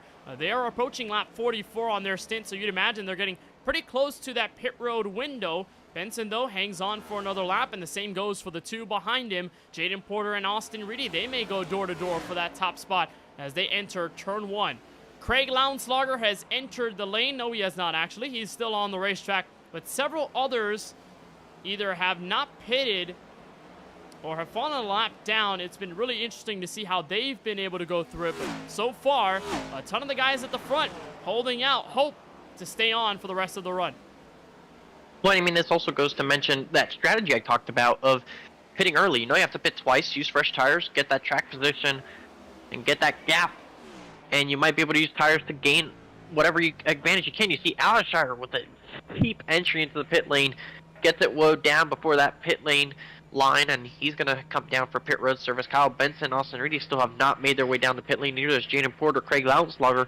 Lawson Peel, highest runner of those who have already made a pit stop, is currently a lap down in the 20th position. You see him on the right side of your screen. There's Adam Alshire getting his service on the race car. And we'll see when Benson decides to bring it down pit road what the blend is between Peel and Benson. On the right side of your screen is the leader that came down pit road several laps ago in Lawson Peel. Then Kyle Benson on the left side, who currently leads this race over Austin Reedy and Jaden Porter. Boy, they have built up a gap, a big one to Brian Dixon, who sits in 4th. That's about 4.5 seconds worth of time between 3rd and 4th place, as Benson hangs on for another lap, and his teammate Austin Reedy will follow suit. So a ton of these guys are waiting out until the very last moment, and until their fuel tanks run dry. Here comes the Buick Esports Chevrolet of Brian Dixon, winner in one of the dual races at Daytona, and started up front, his Chevrolet in this time. And that leaves just a handful of cars that still have not made a pit stop. Looking at the timing and scoring just to figure out who exactly has not pitted, it looks like we have about 15 or so guys that have not made a pit stop yet. The 12 of Peel has made his way up to the 16th position right now. Kyle Benson still not bringing it down pit lane, and it looks like Mikey Neal's going to be in the pit lane as well. There is Kevin D'Elia, Duncan Fall, Steven Maggio among those that have just come down pit road this time, and everyone from 1st through 5th, they haven't pitted, but the same goes from 7th all the way back to 11th place Michael Newbraw, who just fell a lap down to the leaders prior to the stops.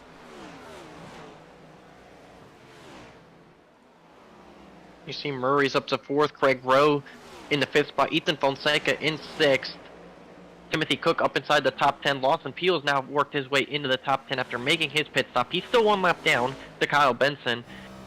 So I'm pretty sure Benson's probably trying to hold out as long as he can, maybe attempting to see if he can make this one stop work. I'm not sure how many more laps he can go. He's actually going to bring it in this time. So there is Kyle Benson entering pit road right now. Austin Reedy will take over the race lead. Solid entry into pit road for the Dude Wipes Ford Mustang. And for one, Francisco, we did not mention how hard it is to enter pit road here at Bristol. But we spent most of that race under caution, so you just came down pit road under pacing, which wasn't that much of a difficulty. And the same could go for Auto Club, which has a much better entry to pit road because you'll have to slow down from a little ways back, and it's a much smoother transition. But here at Las Vegas, Francisco, what is the biggest challenge for the drivers entering pit road under green like Austin Reedy does now from the race lead? It's such a late arc to get into the pit lane. It's easy to get the rear tire spinning and miss the pit lane or spin out on the way into pit road or even speed. It's just very difficult to get that done at a very good success rate. So if you're able to maximize pit road and get that gap and do a good job of it, congratulations, you've done a successful pit road here at Las Vegas Motor Speedway. So looking there on the left side of the screen is defending champion Ethan Fonseca Moreno, has not pitted yet, is leading this race currently, and they see Lawson Peel, who's already pitted, already up to the 3rd position. He's going to pass Austin Reedy right now, so Lawson Peel's now 2nd. Ethan Fonseca remains the last car not to pit, stretching it as far as he can, hoping for that caution flag or hoping to use fresh tires on this 2nd run to try and make a position, because he had fallen back all the way outside the top 25, does not pit on this lap. So I'm curious, how much more fuel does he have, and can he try the one stop?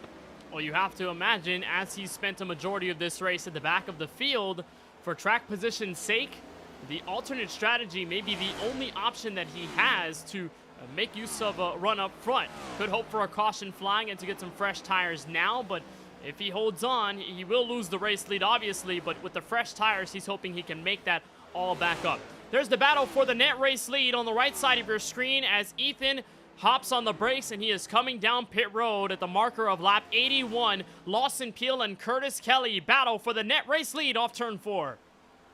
Kelly has chased him down. Lawson Peel has had the lead. Curtis Kelly has had a great run so far this evening, and they're going to remain side by side going back to turn 1. You have to look about a second or so back to AJ Green in the 3rd spot. Dusty Applin has made his way up to 4th, and Colin Forster in 5th. But you see a little bit more separation out. There's green flag pit stops, and Curtis Kelly completes the pass on him and is able to take the race lead away from the 12th car. So great run here by Curtis Kelly. Looks like the 57 is leaving the pit lane. And it's going to be close for him, but it looks like he will end up going 1 lap down as he is getting up to speed on the apron. There you see leaders are going to go by him now right there. Ethan Fonseca is going to lose a lap, but with these fresh tires should be able to catch back up. You see how much time he lost by staying out that long, but he can stay out late in this race and hope for a caution flag in the closing stages. It's a balance of how long do you stay out until that advantage you have over those fresher tire cars who pitted earlier starts to fade away. And for Ethan, it seems that he overstayed his welcome outside of pit road, came down, he is a lap down, and we'll see him rummage through the field as best that he can. Worst case scenario is that a caution comes out if Curtis Kelly and Lawson Peel will start to lap some more competition. As it stands, Moreno was not the first car 1 lap down. It's Timothy Cook who sits with the 19 car in 24th position. Cody Kinsey's right behind him. Then it's Ryan Pandicio, Brandon Banks, and only then will you find Ethan buried back in the field. So it will be real tough if a caution does wave at this juncture of the race. With about 50 laps to go, the man in control, Curtis Kelly. And there's two Craigs. And there's 2 Craigs just in front of Timothy Cook for position that are in front of the leaders that could go a lap down here soon to Curtis Kelly. So it's not completely out of the woods that more cars get lapped here. So it is Curtis Kelly, the man to beat from the virtual Las Vegas Motor Speedway. Several shots of drivers in practice and in race trim. They have been all over. It's been a fun one. You won't want to miss it. On the other side, more coverage of the 4Wide Racing TJ's Team Series from Las Vegas.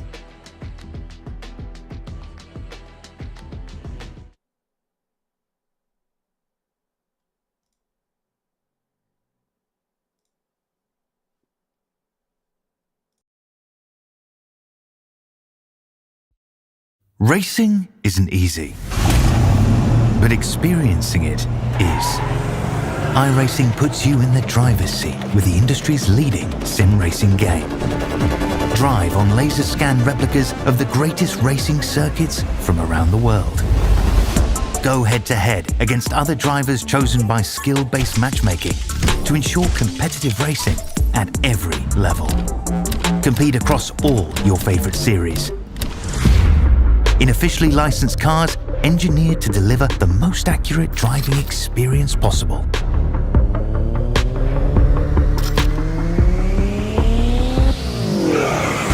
Join a race or host your own with players from across the globe. Race against the computer or in a league with friends. Feel the thrill behind the wheel. Visit iRacing.com.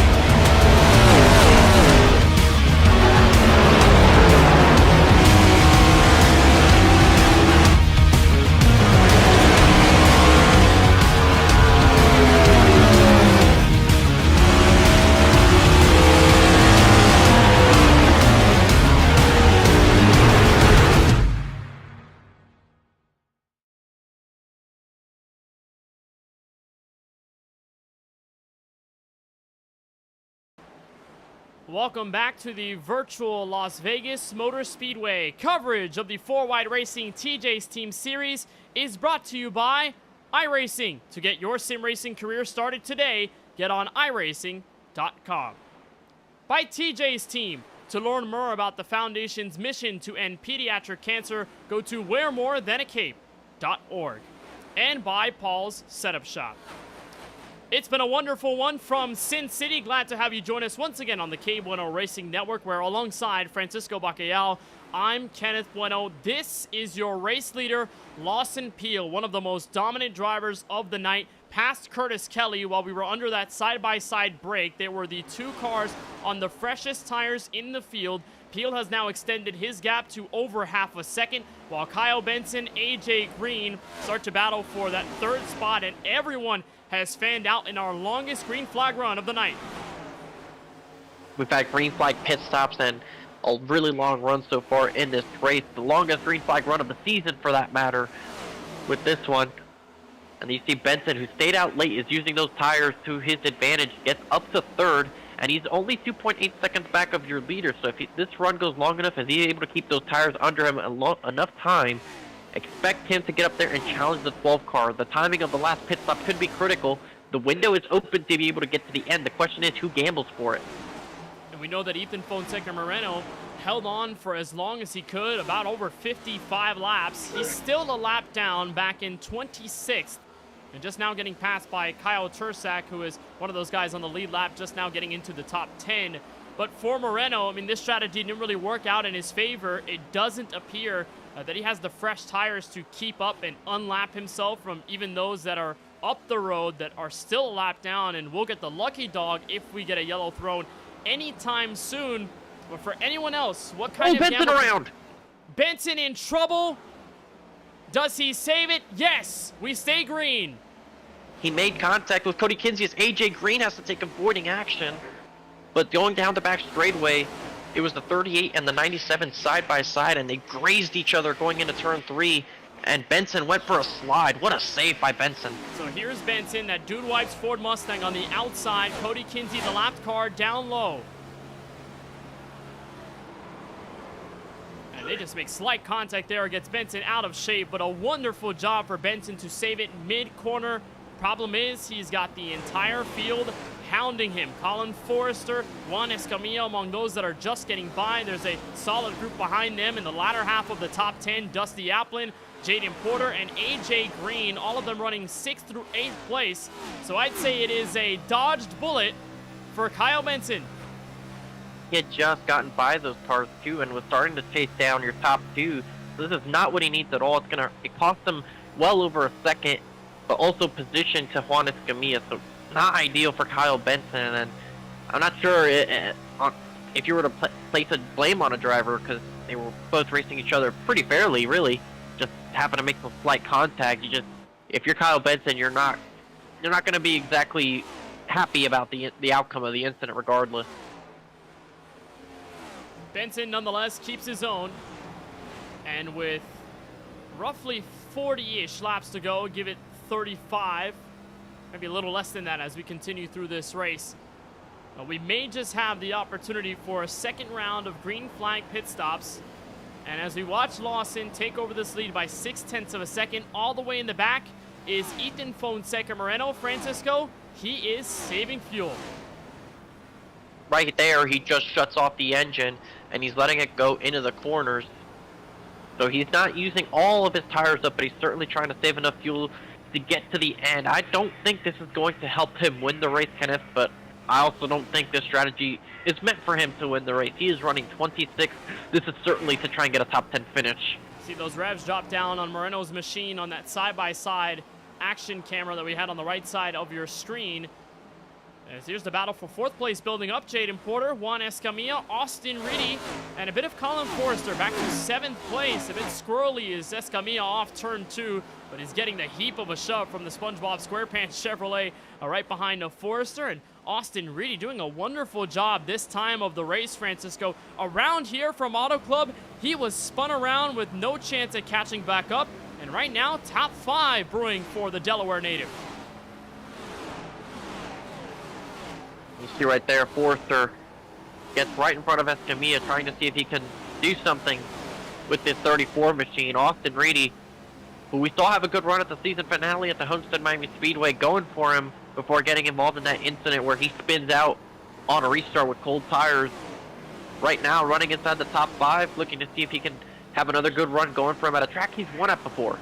He's looking for just his first top 10 of the season, which seems pretty striking considered Reedy's former success with this car and his resume in this series. It almost appears that it's the same start to the campaign that he had like the Xfinity cars with Season 6, how much he struggled to get going, then ended up making the playoffs and found his way just a little bit, but it took him a while to do so. We'll keep an eye on as caution comes out. Kevin D'Elia slow on the racetrack off turn 4, and it appears CJ Munier has a huge hit on the front end of his Camaro as he was involved in this.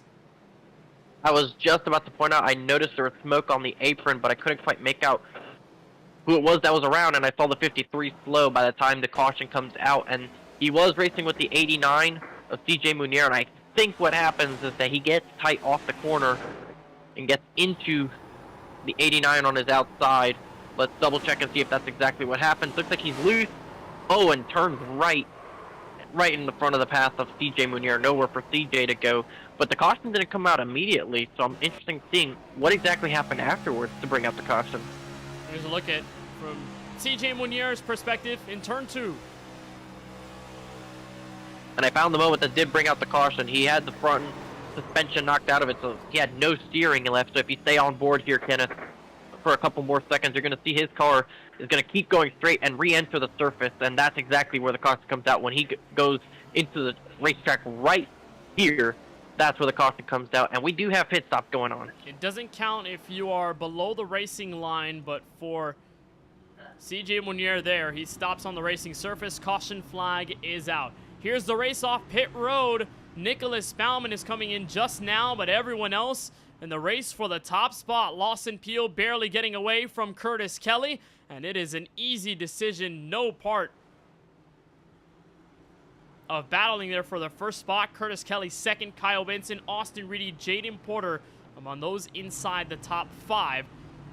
The exit of these yellow flag pit stops. Now for Ethan Fonseca Moreno, that is a dagger thrown at him. He will get his lap back right now, but he sits in 25th and does have some old tires, and the fuel that he's carrying onto the fuel tank maybe won't matter anymore, as by this point of the race, everyone can make it on fuel.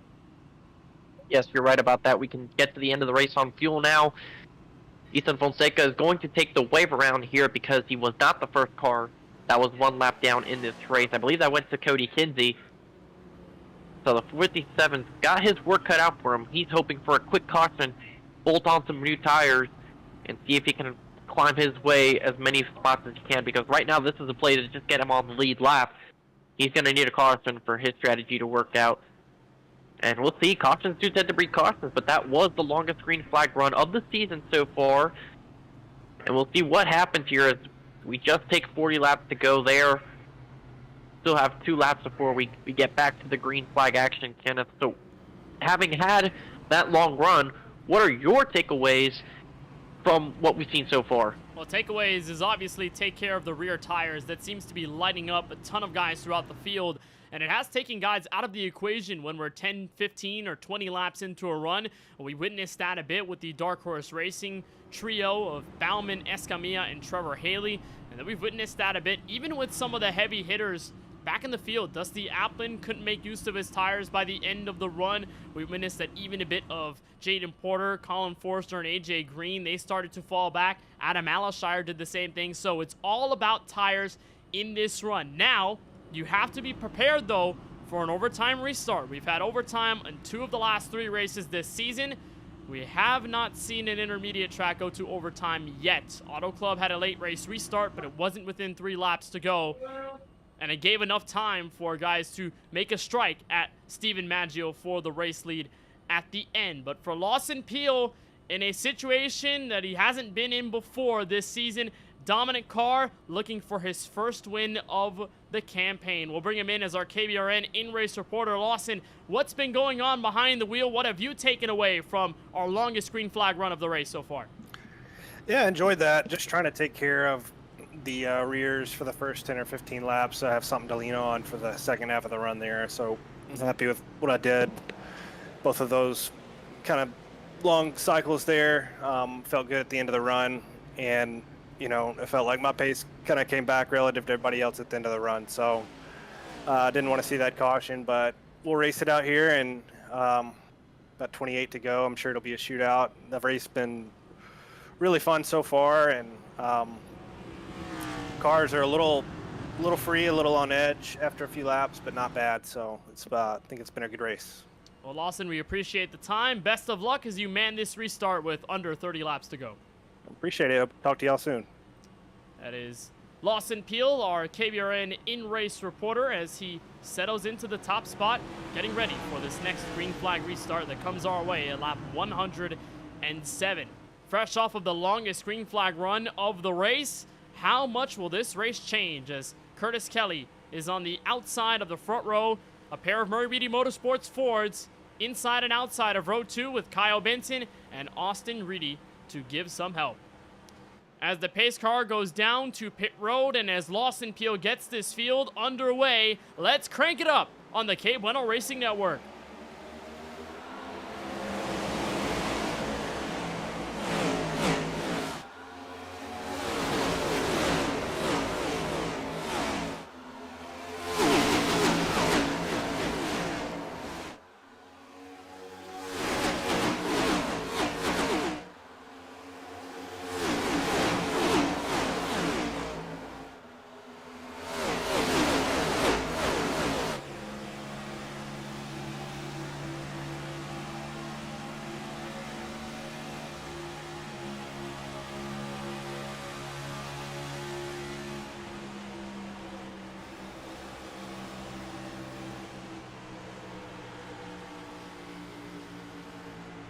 Caution flag out once again as we were on the Crank It Up segment here on the KBueno Racing Network. A pretty sizable accident involving the Bristol winner, Kyle Tursak, and rookie Dustin Applin. Like, I was able to see a look of it just as we were going on the Crank It Up segment. They made some contact in the middle of the trioval, and then coming out of the trioval, it looks like there's some contact between the right rear of the 15 and the left front of the 16. And then it looks like at the same time, there's some contact further back between the 91 and the 13 that sends Lattenslager sideways, and that piles in the rest of the guys. What a miss by Rodney Roberts with several cars involved. Try to get a better look at this from the aerial view, and it got real ugly into turn 1. So on the right side, a look from the aerial shot, and there's Applin who hooks onto Tursak's rear end. He gets the Chevrolets all out of whack. They chase down the racing surface, and down the hill goes Craig Lounsloger, ricocheting off of the two cars in trouble. There's Timothy Cook just getting onto the brakes in enough time to get away from it, and everyone else suffering the consequences in the middle of our biggest crash of the night here at lap 109, fresh off of that restart. There's Curtis Kelly, or rather Craig Lounsloger, excuse me there, the number 13 AMD Ryzen machine as he gets his car repaired. On the right side, a look from Rodney Roberts, who just escaped the madness. It was a close call. This is what we would consider a brown pants moment, folks. Watch this. Wow. Whew. Razor thin. Not easy to get around a crash like that. Rodney Roberts and all of that escapes to 14th. As a result of getting away from that huge incident that takes out several contenders.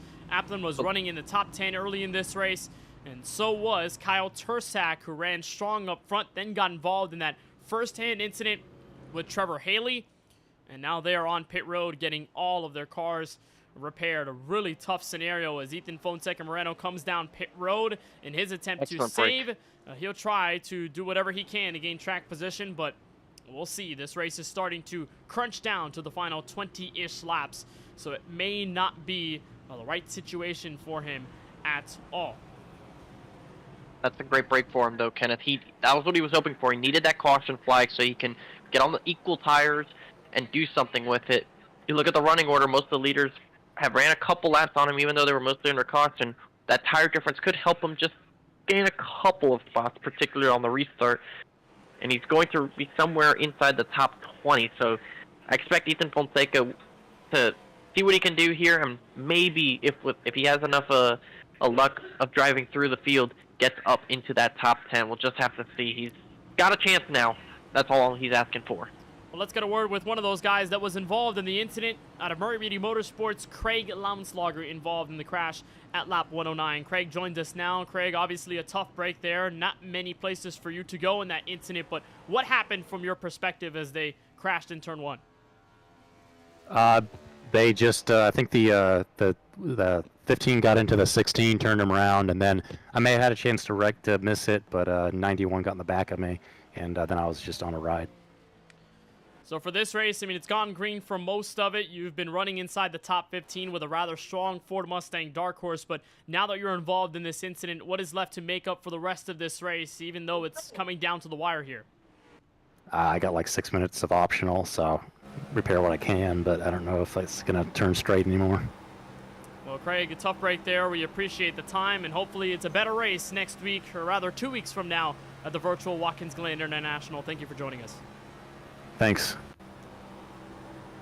That is Craig Lounsloger, obviously frustrated at the incident that just occurred in front of him. Hopped on the brakes, Francisco, but nowhere you can go if you get tapped by someone from behind. It's often that situation of you can either be fully in control of your situation and placement as cars get in trouble around you, or if somebody just racks up behind you, it's really nothing you can do, and it's just out of your control. You're a passenger from there. Well, let's be a passenger with him and see what he saw. There's a look on board with Lounsloger on the right side of your screen as the iRacing official pace lights come off, and this is the view of the carnage. He gets tapped right there by the 91 of Alistair, and that kind of sets him off into the mess. Again, like he told us, just got hit by Alistair, and a secondary hit there from Craig Parks will add a little bit of insult to injury. So Lounsloger, who walked away with 12th at Daytona, could not grab a top 10 at Auto Club and at Bristol. Boy, it was a wild one for Lounsloger there as he ended up finishing all the way back in 24th. He'll have another race end on sour terms. Hopefully he can recover here and get back to work at Watkins Glen on the 23rd of October, our next race in 2 weeks' time. So here's a restart. Inside, 22 laps to go. Lawson Peel, the race leader, with Jaden Porter, the Season 5 champ, on the outside lane. Once again, Murray Reedy Motorsports is in control of the second row with Kyle Benson and Austin Reedy, Colin Forrester, and Curtis Kelly. Round out your top 6 back in row number 3. Let's get a look from both angles. Kyle Benson running inside row 2. Pace car makes its way down. It's up to Lawson Peel when he wants to go. And goes now. You see the launch he gets. Jaden Porter actually times it pretty well. He's going to try and side draft the 12 car. You see Peel trying to break away from that side draft. They'll go side by side, and it's all on Benson and Reedy to determine the battle for the top spot off turn 2. Forrester will wash up right next to Reedy, and Peel is way down there at the white line, just defending all that he can in the corner, but that does not let Jaden Porter get away with it. They'll both remain side by side, exit turn 4. And Benson's going to be stuck in the middle of 3 wide. Forrester to the inside as the 28 of Jaden Porter gets clear for the top spot with 21 laps to go. Wonderful move by Porter in that middle lane. Remember, Lawson told us on that interview under caution that he will try and save his rears for the rest of this run just so he can have a little more firepower a little later on. Get a look from Jaden Porter's onboard look. Charlie Byer Photography to sponsor that. And for Porter, holds on to it. He is way in the throttle on fresh tires. And nothing that Peel could do right now, but it may be on draft to give support as Benson falls back to 7th place. Benson had drifted back on this restart. It's not been a good restart for him, but how about the driver behind him, Mikey Neal? Oh, in the top 10 is there you see Rodney Roberts is sitting in the middle of the racetrack. He's around, doesn't look like to have big damage on his race car, so he gets away with one clean. Seems like a singular car accident here on lap number 115, bringing out the caution with exactly 20 laps to go on the par there as Rodney Roberts escaped one of the biggest crashes of the night. Could not escape this one. Middle 3 wide with Jesse Priest and pole sitter Nicholas Bauman. May have been some contact as they went out of turn 4. And you see right here, Bauman gets the wall. And I think right here, Roberts maybe thought Priest was going to cut the dog leg. You see some more contact ahead. It looks like Fonseca, the 14 of Bauman all got some contact as they were bouncing off each other. Nothing big, just certainly some contact, which isn't going to exactly play nice for some of these guys. Onboard look from the California native of Moreno. Wow, wonderful looks like he's job. fine. Keep that. I mean, he was barely in it. They tagged him late, and he kept control of the race car. And like you mentioned on one of the previous cautions, a good break for him. Well, he sits in the top 15 as a result of getting away from that madness. Pandicio wrecked just after that crash as well. All right, some problems with Pandicio, and there is his Ford Mustang Dark Horse. Some damage on the left front of his machine, so yeah, indeed got a piece of that outside wall as he, like Moreno, was tagged in the aftermath of it. We mentioned how Lauenslager was getting away from the last crash and got tapped by Alishire, who tells us in the YouTube chat that he just could not see through all of the smoke, and hence why he got into the rear end of Lauenslager inadvertently. Well, as they were getting away from this crash, Christopher Bishop ended up tagging Ryan Pandicio as they were all slowing down. And there's Pandicio's, not Stonks, but still kind of Stonks machine on pit road getting some damage. It has not, or damage fixed rather, it has not been a season to start in the best way for Pandicio, who had a great rookie campaign with the Xfinity Series cars, had to adjust for next-gen competition, and the races just have not fallen in his favor. So with 17 laps to go, Jaden Porter is the race leader. And Francisco, he told us last week at Bristol that he really wants a win. He's tired of second places. He's tired of third place runs. He needs a W, and he's in the perfect spot to make that dream a reality in the waiting laps of this race. And it's his moment, you know, in the sense that he has the lead, he has the position. It's up to him now to keep it over champion Lawson Peel. He's done this before. He's raced against Lawson Peel. He's beat him out on a championship event. We'll see if he's able to do that in the return to the car that he was a champion in most recently. These are your two champions with this race car as well, Kenneth, and it's no surprise that they've been two of the faster cars here tonight. Ethan Fonseca, your defending champion, was able to get through to 12th position. I mentioned if he could get into the top 10, that'd be nice for his sake.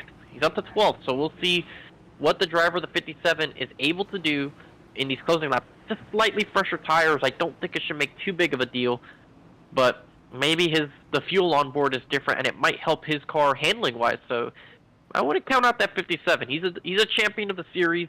Maybe he can rally his way to the front. Oh, he had a good start to this race, but as it has unfolded, it really didn't go his way, and a lot of that came down to the long-run pace and how much he fell down. You could also tally Nicholas Bauman in that same group, right? The fact that he started this race on the pole, led a couple of laps, had some drivers pass him, but then late in the going in that run, could not build up any speed as the tires went to that cliff point, and Bauman just ultimately settled for an outside or inside top 20 position where he was just hanging around and doing his thing. So they do not want that to happen, because as we get this restart, it'll be about 15 laps to go, and that is a sizable run. It probably isn't as long as it could have been when we got the green flag several laps ago, Francisco, but it is enough to think about saving your stuff and managing your tires till the end, because as soon as those rears start lining up, that car will slow down off the corners drastically. The key to the next-gen car is making sure that right rear is cool. If you heat it up and you slip it, you're going to continue to slide it, and that's not going to bode well with handling and speed. We've seen that happen today, but we also know that that's the thing with these race cars. You definitely want to make sure they're under control, they have a good enough handle on them, and that you treat the tires nicely. You do all that, you probably could get some good speed out of it. So just looking through this top 10, Kenneth, you have Austin Reedy running in the third spot, has not won in a while. Austin Reedy has. Curtis Kelly has never won in the top series of 4-wide. He has a couple of Tuesday night series wins back in the day. Yeah, Mikey Neal running in the 7th spot. Brian Dixon in the 8th position. Stephen Maggio, the Auto Club winners, in 9th. And Cody Kinsey, who was a lap down during that green flag run, got the free pass, and right now is running in 10th spot. We see how much time changes the frame, and we'll be ready for the restart with 15 laps to go. With Jaden Porter up front, Lawson Peel on the outside of the front row, Austin Reedy and Colin Forrester pick up 3rd and 4th in the second row. Curtis Kelly and AJ Green will be 5th and 6th places. Mikey Neal occupies 7th. Brian Dixon there in 8th, Stephen Maggio 9th, Cody Kinsey inside this top 10. Plenty of these guys want wins after it's been a minute for some of them, specifically Colin Forrester and Austin Reedy. Yet to accomplish victory lane last season, and they could accomplish this season at least with 1 win to their tally. This is all for a playoff spot, mind you. 15 to go from Las Vegas. Jaden Porter up and away, and it's a solid start for the Prime Chevrolet. Nowhere to go is Lawson Peel, who could dart down to the inside and take the draft from Austin Reedy. We are 3 wide in the mid-pack towards turn 1. And I think Jaden Porter might have asked Austin Reedy for a bit of help on that restart to get himself ahead of Lawson Peel, but he better be careful what he wishes for, because Austin Reedy's looking to the inside. The Speedy Cash Machine is hungry for a victory. He lunges down low in 3 and 4, but that middle lane in the last sector of the track has helped Porter so much on the exit of the final corner. No match for Reedy's Mustang yet. Door to door for the lead, 14 laps to go. And here comes Lawson Peel. He's going to have a run on both of these, but he can't make a move yet as there was almost contact. Lawson, that Exalta Machine in the middle. There's Colin Forrester dialing up the high side for a run to the back straightaway. He'll match hips with Curtis Kelly. Lawson Peel takes away second, but how long does Jaden Porter have left in this one to keep forward? He needs to protect the clean air. We know these cars like that clean air. If he can keep the 12 car right directly behind him, it should give him a good enough chance. Look with our Charlie Byer photography onboard camera. Crash behind. Brian Dixon gets spun around on the front straightaway. Yellow flag waves once more. And it's Brian Dixon for Buey Esports who takes the brunt of the damage off turn 4. And it looks like there was contact with Ethan Fonseca Moreno and Eric Schaefer that sent them both spinning. Fonseca was able to save the car pretty decently. Dixon was able to got some damage in this one. And I think, Kenneth, just by a quick look, but it looks like there was contact between the 57 and the 3. And then as the 57 was spinning around, that's where there was contact. You see right there, just as the right rear goes spinning around, that's what collects the 03. And that's what gets Moreno in it too. So we talked about how Moreno could pick up with the top 15, just trying to get around Cody Kinsey with these next-gen cars. Side draft matters a lot. Just got shut down at the exit of 4. Catches Eric Schaefer in there as well, a name that we haven't called for much of this race. And now once again under the yellow flag as Jaden Porter continues to lead this one. A tough situation there for Moreno. It seems like he has not found the break this season. And it appeared that this last stint could have been his breakaway. And it certainly wasn't. Not ideal. It looked like he had a moment just before all that, which put him in that position, but still just not ideal. He's going to bring it down pit road here under this caution flag. Might bolt on some tires. I don't think he'll have enough time to really use them, but considering where he's going to be restarting, it's not the worst thing in the world. There's 23 cars on the lead lap. He was running 18th. There's a couple of other cars on pit road with him as well. So, in all honesty, putting on some fresh tires might actually help him. There's a look at Moreno going on to pit road, and we'll be under caution once again here at lap number 124 from Las Vegas. Well, let's see if we can dial up the driver of the 57 for KBueno Racing. Ethan will join us now as he's getting his damage repair on pit road. And we welcome in Ethan Fonseca Moreno. Ethan, we know that you were on an alternate strategy midway through the race. Caution came out to stop any of that possibility, and you were trying to work your way up through the field. What was your perspective there on the caution? Yeah, Schaefer just ran me over. No surprise, because I know he's been wanting to do that for like so long now, but yeah, I just seen the replay. I was on the bottom and I seen Schaefer coming, but you know, I thought he was gonna go down low on the apron, and he decided to stay on the white line, so I tried to go up to give him the space, and he just came up and turned me. So now with this, you had a slightly damaged race car, but you will be back in this after a pit road stop. What can you make up in these final 10 or so laps? We know this season hasn't been the most positive for you so far, but what can you do in these final 10 to salvage a good finish? I don't know. I don't know. Just trying to make up as much spots as I can. I don't think I'll be able to, but probably, I think at this point I'm aiming for a top 15. Well, Ethan, we know it was a tough situation there, but we hope you're able to recover on that incident and get a solid finish out of this. Best of luck. Yeah, no. Yeah, thank you. Obviously, Ethan, very frustrated, Francisco, with that incident. Him and Eric Schaefer have had somewhat of a tenured history with tensions and getting into each other. And for, Eric Schaefer getting into Moreno there, I'm sure Moreno did not like that, and he has to hit the reset button basically after the caution. Going back to last season, those two have had some history with each other. I believe it goes back to one of the earlier races. They were racing each other for the win at Michigan, and I think from there on, especially in the playoffs, there was some tension there in the closing laps. I think Richmond as well, and Sonoma. A couple of tracks during the playoff run certainly come to mind. So they've not been fond of each other, and you see Ethan feels like he's been wrong, so we'll see if we can get the other perspective. Let's see if we can get the opinion of the Drinkin' Bros Racing driver for this Chevrolet, Eric Schaefer, who's part of the other side of the incident. Eric, walk us through what happened from your thoughts there off turn 4. Yeah, I saw Ethan getting underneath Cody, and he lost his momentum there. And I tried to put my nose there, and when I got it there, he left me the lane, and I guess Dixon didn't know that we were 3 wide, and he started coming down, which forced Ethan across my nose. I didn't mean to stick it in there 3 wide. I thought Dixon got a slow enough run to slide back, and me and Ethan just went around him, but it never called 3 wide on my spotter, and Dixon's did that. He never got called 3 wide, so just, I don't know, just a factor racing there, I guess. Well, Eric, we know it was a tough break there, but you still got a clean race car, so best of luck on the next restart. Yes, sir. Thank you. That's Eric Schaefer. Both of them obviously frustrated at the incident that took place at hand. But we are ready to double them up and get things started with under 10 laps to go. Ample opportunity for us to end up in 4-wide overtime for the 3rd time this season. Jaden Porter in control of the field once again. Him and Austin Reedy worked wonders on the last green flag restart. Can they replicate it? As Curtis Kelly has the outside of row 2, just in case he can give some assistance to Lawson Peel. Pace car down. 8 laps remain from Las Vegas.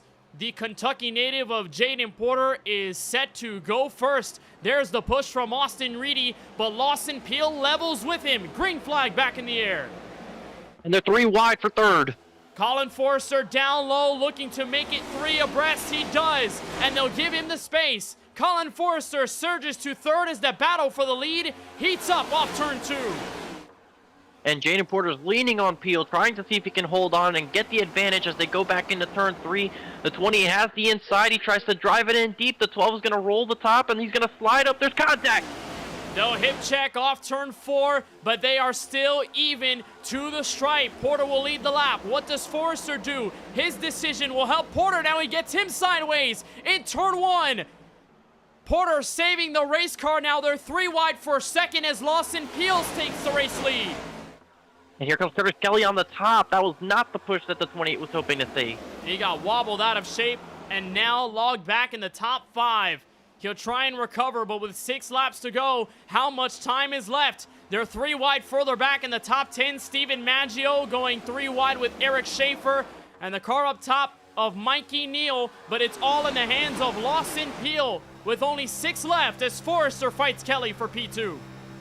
This is exactly what the 12 wants to see, side by side and 3 and 4 wide behind him. As long as the caution doesn't come out, this is exactly the view he wants. If Curtis Kelly or Colin Forrester get clear for 2nd place, that just gives them an opportunity to try and make something happen. And with this, it will be Curtis Kelly's best finish of the 4-wide season this year. Colin Forrester continues to not give up in that fight for 3rd against Austin Reedy. Jaden Porter, despite that wiggle, is slowly getting back into it. He may form 3 wide for 3rd at the exit of turn 2, but that one situation, Francisco, may have taken him out of the conversation completely. It was just a push gone wrong from Forrester. I'm sure Forrester was trying to make a move, but Porter was trying to block it as well.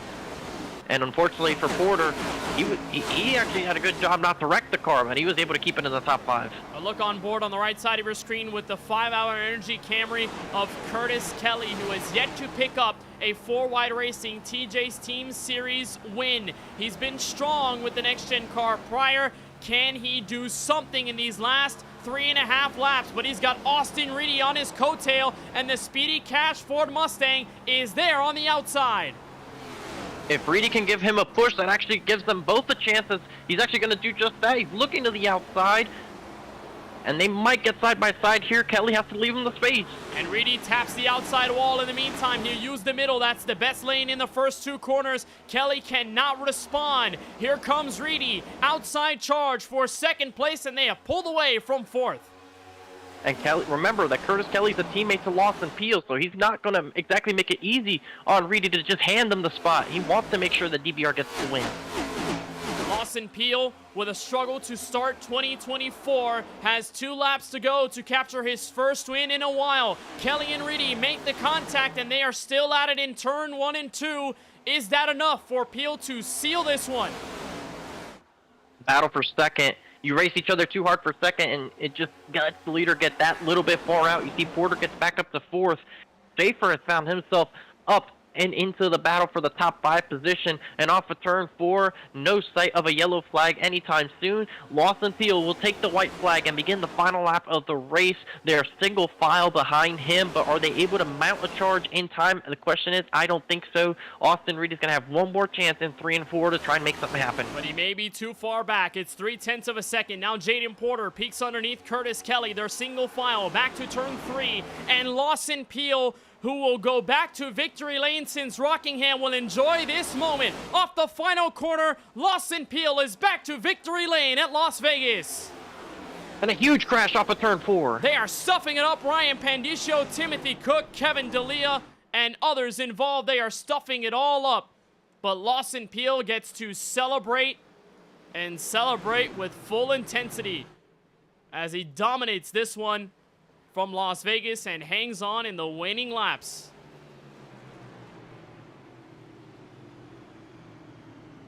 Its first win since Rockingham in the playoffs last season, as he fought Kyle Benson tooth and nail for that win.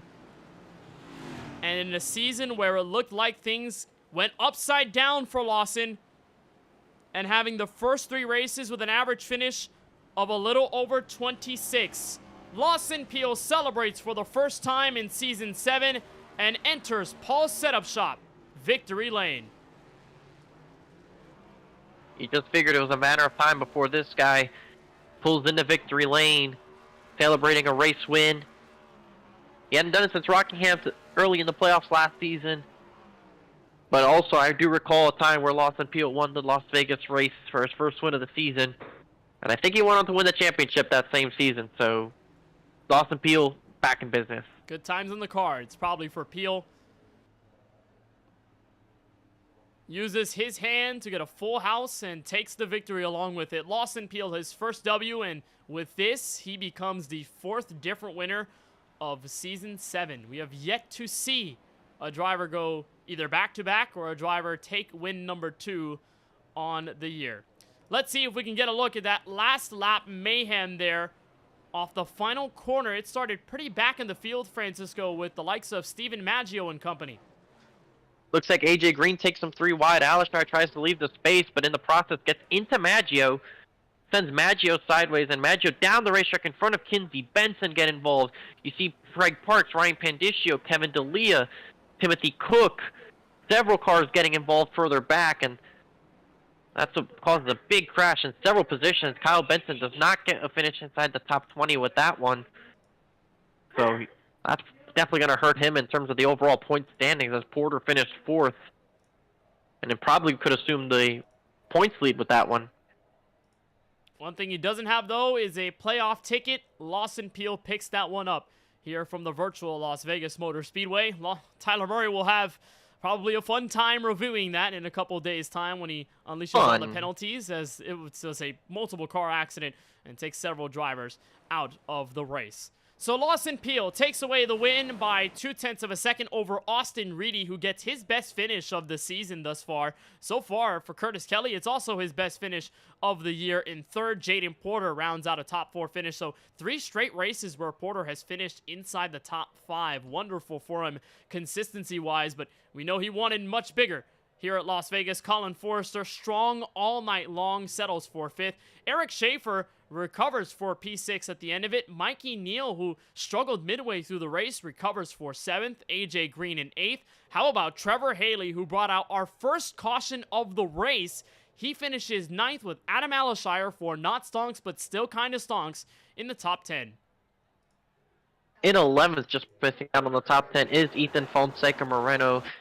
And in the 12th spot, Nicholas Bauman, your pole sitter, finishes P12. Tyler Murray, league owner, in 13th. Craig Rowe finishes in 14th. Jesse Prees in that 15th position. We saw Stephen Maggio get involved in that incident when he was running inside the top 10. Will finish in 16th across the line. Craig Parks in the number 17 finishes in 17th. Ryan Pandicio in the 18th position. Timothy Cook, the 19 and 19th. And Christopher Bishop rounds out your top 20. And behind them, you'll find the defending champ, Ethan Fonseca Moreno, who got spun late in the race, but somehow works back to 11th, so that'll be a decent finishing position for him. The pole sitter, Nicholas Bauman, really struggled off the jump. He comes home 14th, with Tyler Murray coming home 13th. Craig Rowe back in 14th place. And Jesse Prees for Drinkin' Bros Racing rounds out the top 15.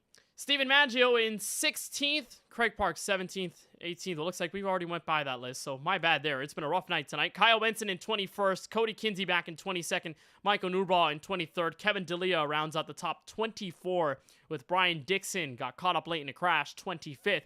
He will finish 2 laps down. Cody Spare is 26th place, 27th to Kyle Tursak. Juan Escamilla in the 41 ends up 28th, with 5 laps down to his tally. Rodney Roberts in 29th, and Craig Lounslager to round out the top 30. Duncan Fall, Brandon Banks, Tony Kibbett, CJ Munier, Dustin Applin, your top 35. Then it's Daniel Moore, Brandon Gillis, and that will end our 37-car field from Las Vegas, Nevada. Well, let's head to Paul's Setup Shop Victory Lane, where we are joined by the number 12 of Lawson Peel, win number 1 this season, and it comes in Sin City. Lawson, over the first 3 races, it has been a struggle, whether it's bad luck or poor circumstances. You haven't been able to close out these races. Bristol was somewhat of a peak, past the curtains into the sunshine. Tonight, I'm sure, is the gleaming moment for you. What does it mean to come back to Victory Lane, especially in the way you did it tonight? Yeah, it feels really good. Kind of down at the points like we were talking about in the first 3. So, could use the win. And, with the competition level as high as it is with new drivers and everything, and, rookie drivers winning, a couple races earlier in the season, and obviously, first, I know we call them rookies. To me, they're not rookies. It's just kind of the first time we have them in the league. They're experienced drivers, but, to have a first-year driver win the championship the past 2 years, and then I think I was the first year full-time when I won. So, just a lot of newcomers to the league and the competition. So, yeah, reasons are going to be harder to win. So,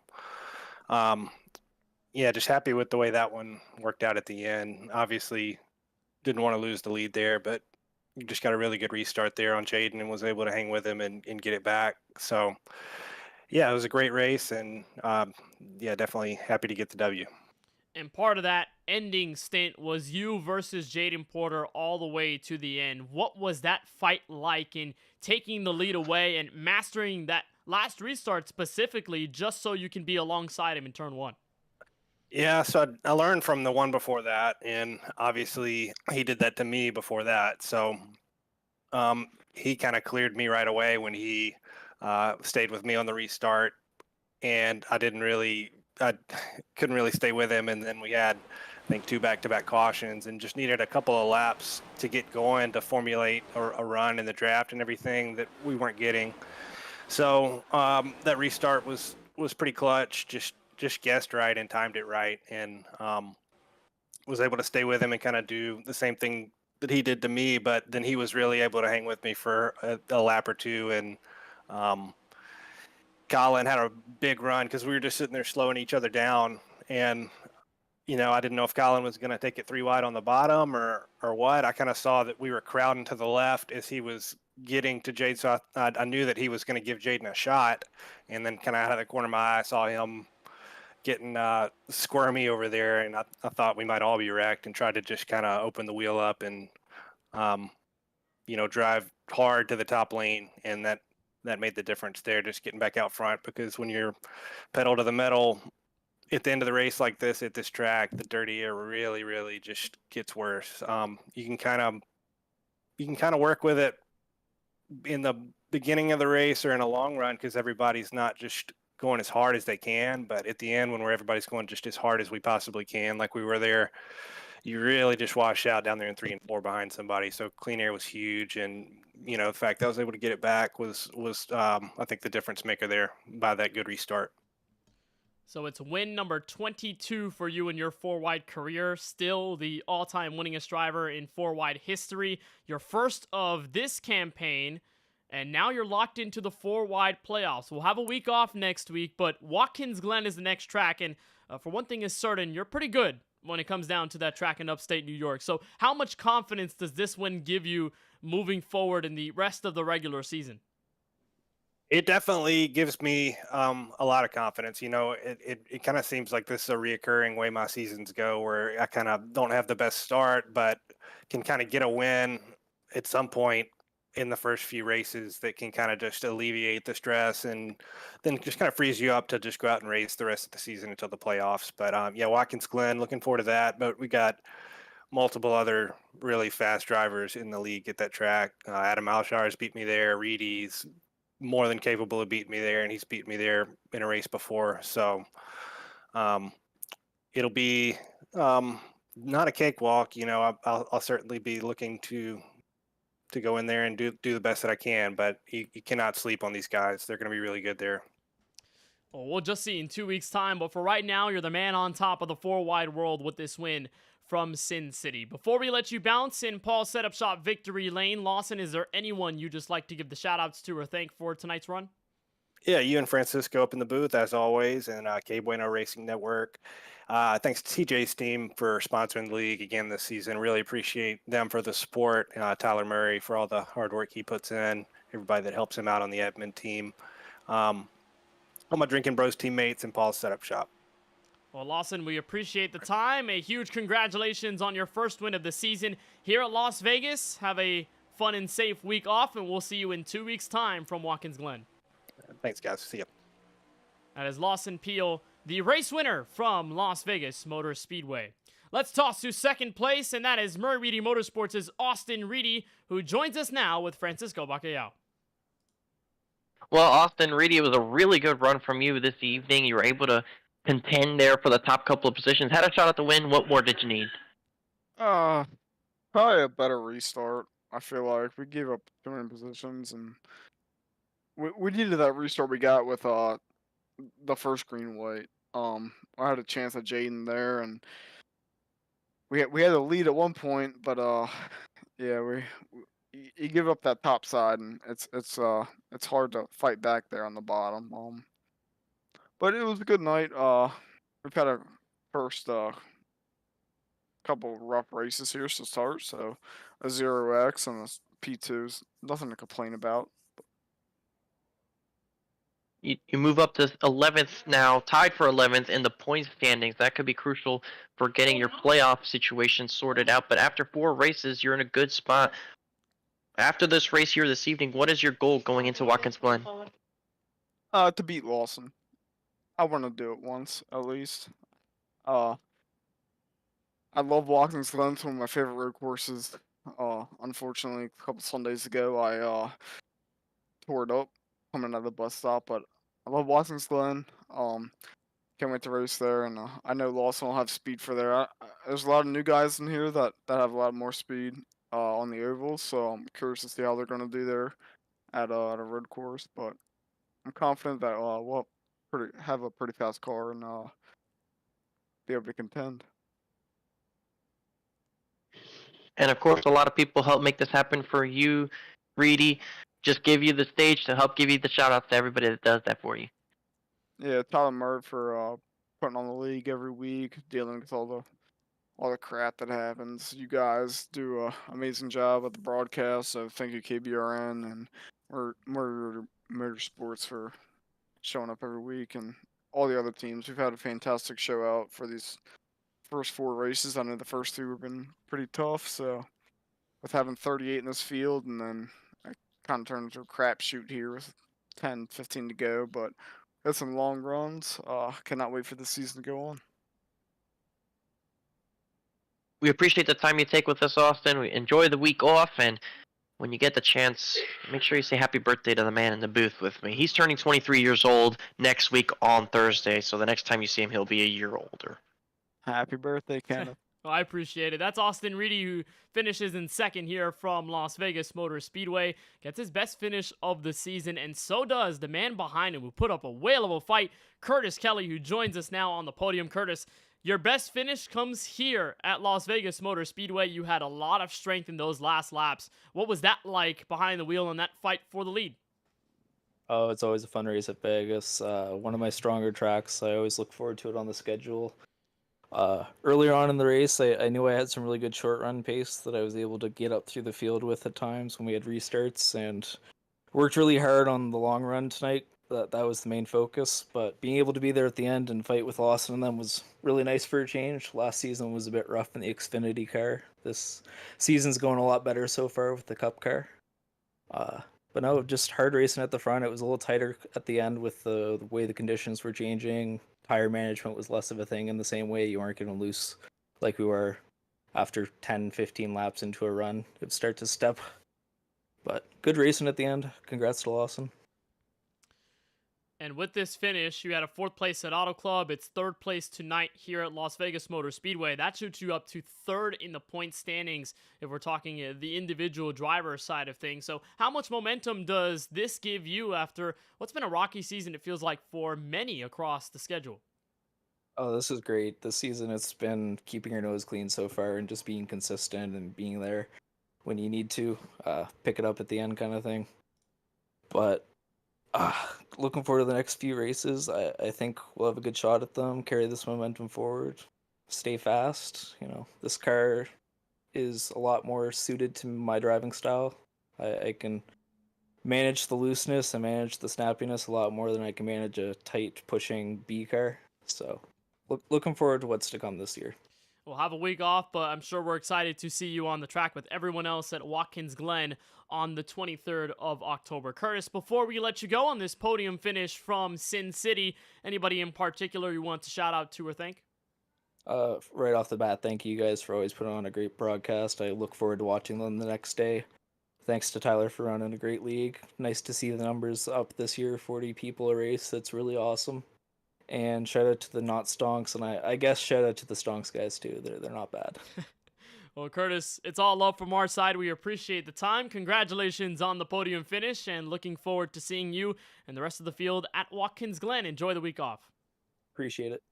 That is Curtis Kelly, who rounds out our top 3 here from Las Vegas Motor Speedway. I'd say that all 3 of them had a lot of great things to say, Francisco, because it's been a season of doubt for a lot of them. Lawson just now getting his best finish of the season, and that's a win.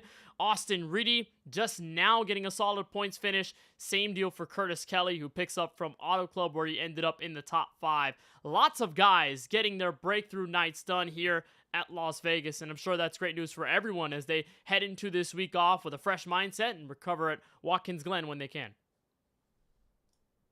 Yeah, they get the extra break, the extra time off, do whatever they have to, and mentally prepare, and even prepare by running laps for the Watkins Glen racetrack. You see there on the schedule, take that week off, you come back to Watkins Glen on the 23rd, then we go to Richmond, and we start to see the middle portion of the schedule really work its way into fruition, and we end up at the Charlotte Motor Speedway before our Thanksgiving break. It'll be a couple weeks of no action before we return to Atlanta.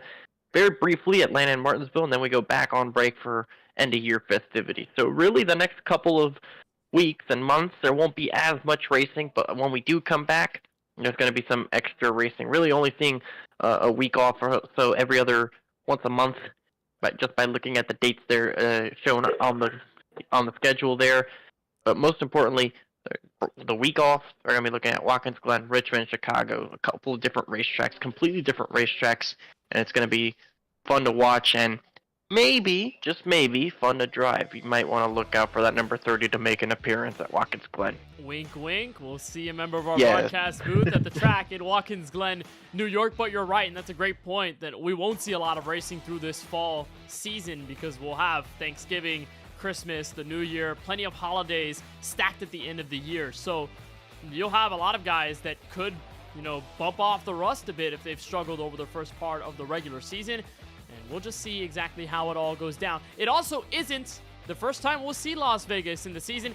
The next time we see it, it won't have any points stakes counted for it. We'll just go all-star racing here at this track. We'll see if they amplify the setups or do anything for the format to make it a lot of fun for the drivers. We certainly had some fun here at Vegas this evening in playoff and regular season standing, but when we go for the all-star race in late January, we'll see how that goes with an open and a main to follow. Francisco, your final thoughts from Las Vegas as we roll out of here to Watkins Glen in 2 weeks.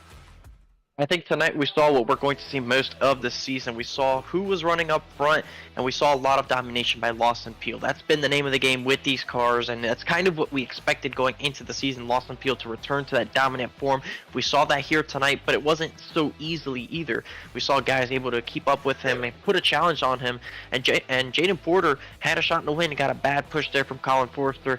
Was able to save it and recover for a top 5 finish. That's why he's your current points leader. After the points were done this evening, he is 6 points ahead of Kyle Benson. With Lawson Peel now winning this race, he jumps up into the top 10 in points, so it looks like he's starting to recover from that early slump.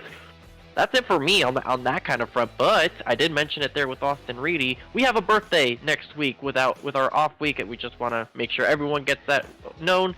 Wish Kenneth Bueno a happy birthday. You turn 23 next week on Thursday, October 17th. And also, I didn't forget, tomorrow is Kenneth's father's birthday. He turns 60 years old. Happy birthday, Ivan Bueno. Yeah, big birthday there for the Big Pops tomorrow. I'm sure that all of us are ready to give him the gifts. And I'm not beating the Unk allegations, that's for sure. Nope, I've heard that already. Absolutely. I've heard that already past 21. I'm definitely not going to hear the end of it as I continue to grow up. Well, we've heard Francisco be called Unk before. So, yes, Charlie said Unk still got it when I went out there Homestead. for both of us. But they do say that sometimes it's like wine. You get better with age. So hopefully that's the case. So that wraps things up from the virtual Las Vegas Motor Speedway. Again, we return in 2 weeks' time. We will not be racing next Wednesday, October 16th. We'll have that time off to relax, get ourselves refreshed for our first road course race of the season. Watkins Glen comes your way October 23rd. That'll be at 9 p.m. Eastern. You'll find that coverage in the pre-race at 8:30 right here on the KBueno Racing Network YouTube channel. So for Tyler Murray and the entire admin team and the admin council at 4 Wide Racing, for Keelan Belshaw and Charlie Byer at the KBueno Racing Network, and for my crew on the broadcast tonight, for my colleague Francisco Bacallao, I'm Kenneth Bueno, waving so long from Las Vegas. A big congratulations to Lawson Peel on his first win of Season 7. Can we get a 5th different winner on the road course in 2 weeks' time? We'll see you then in upstate New York.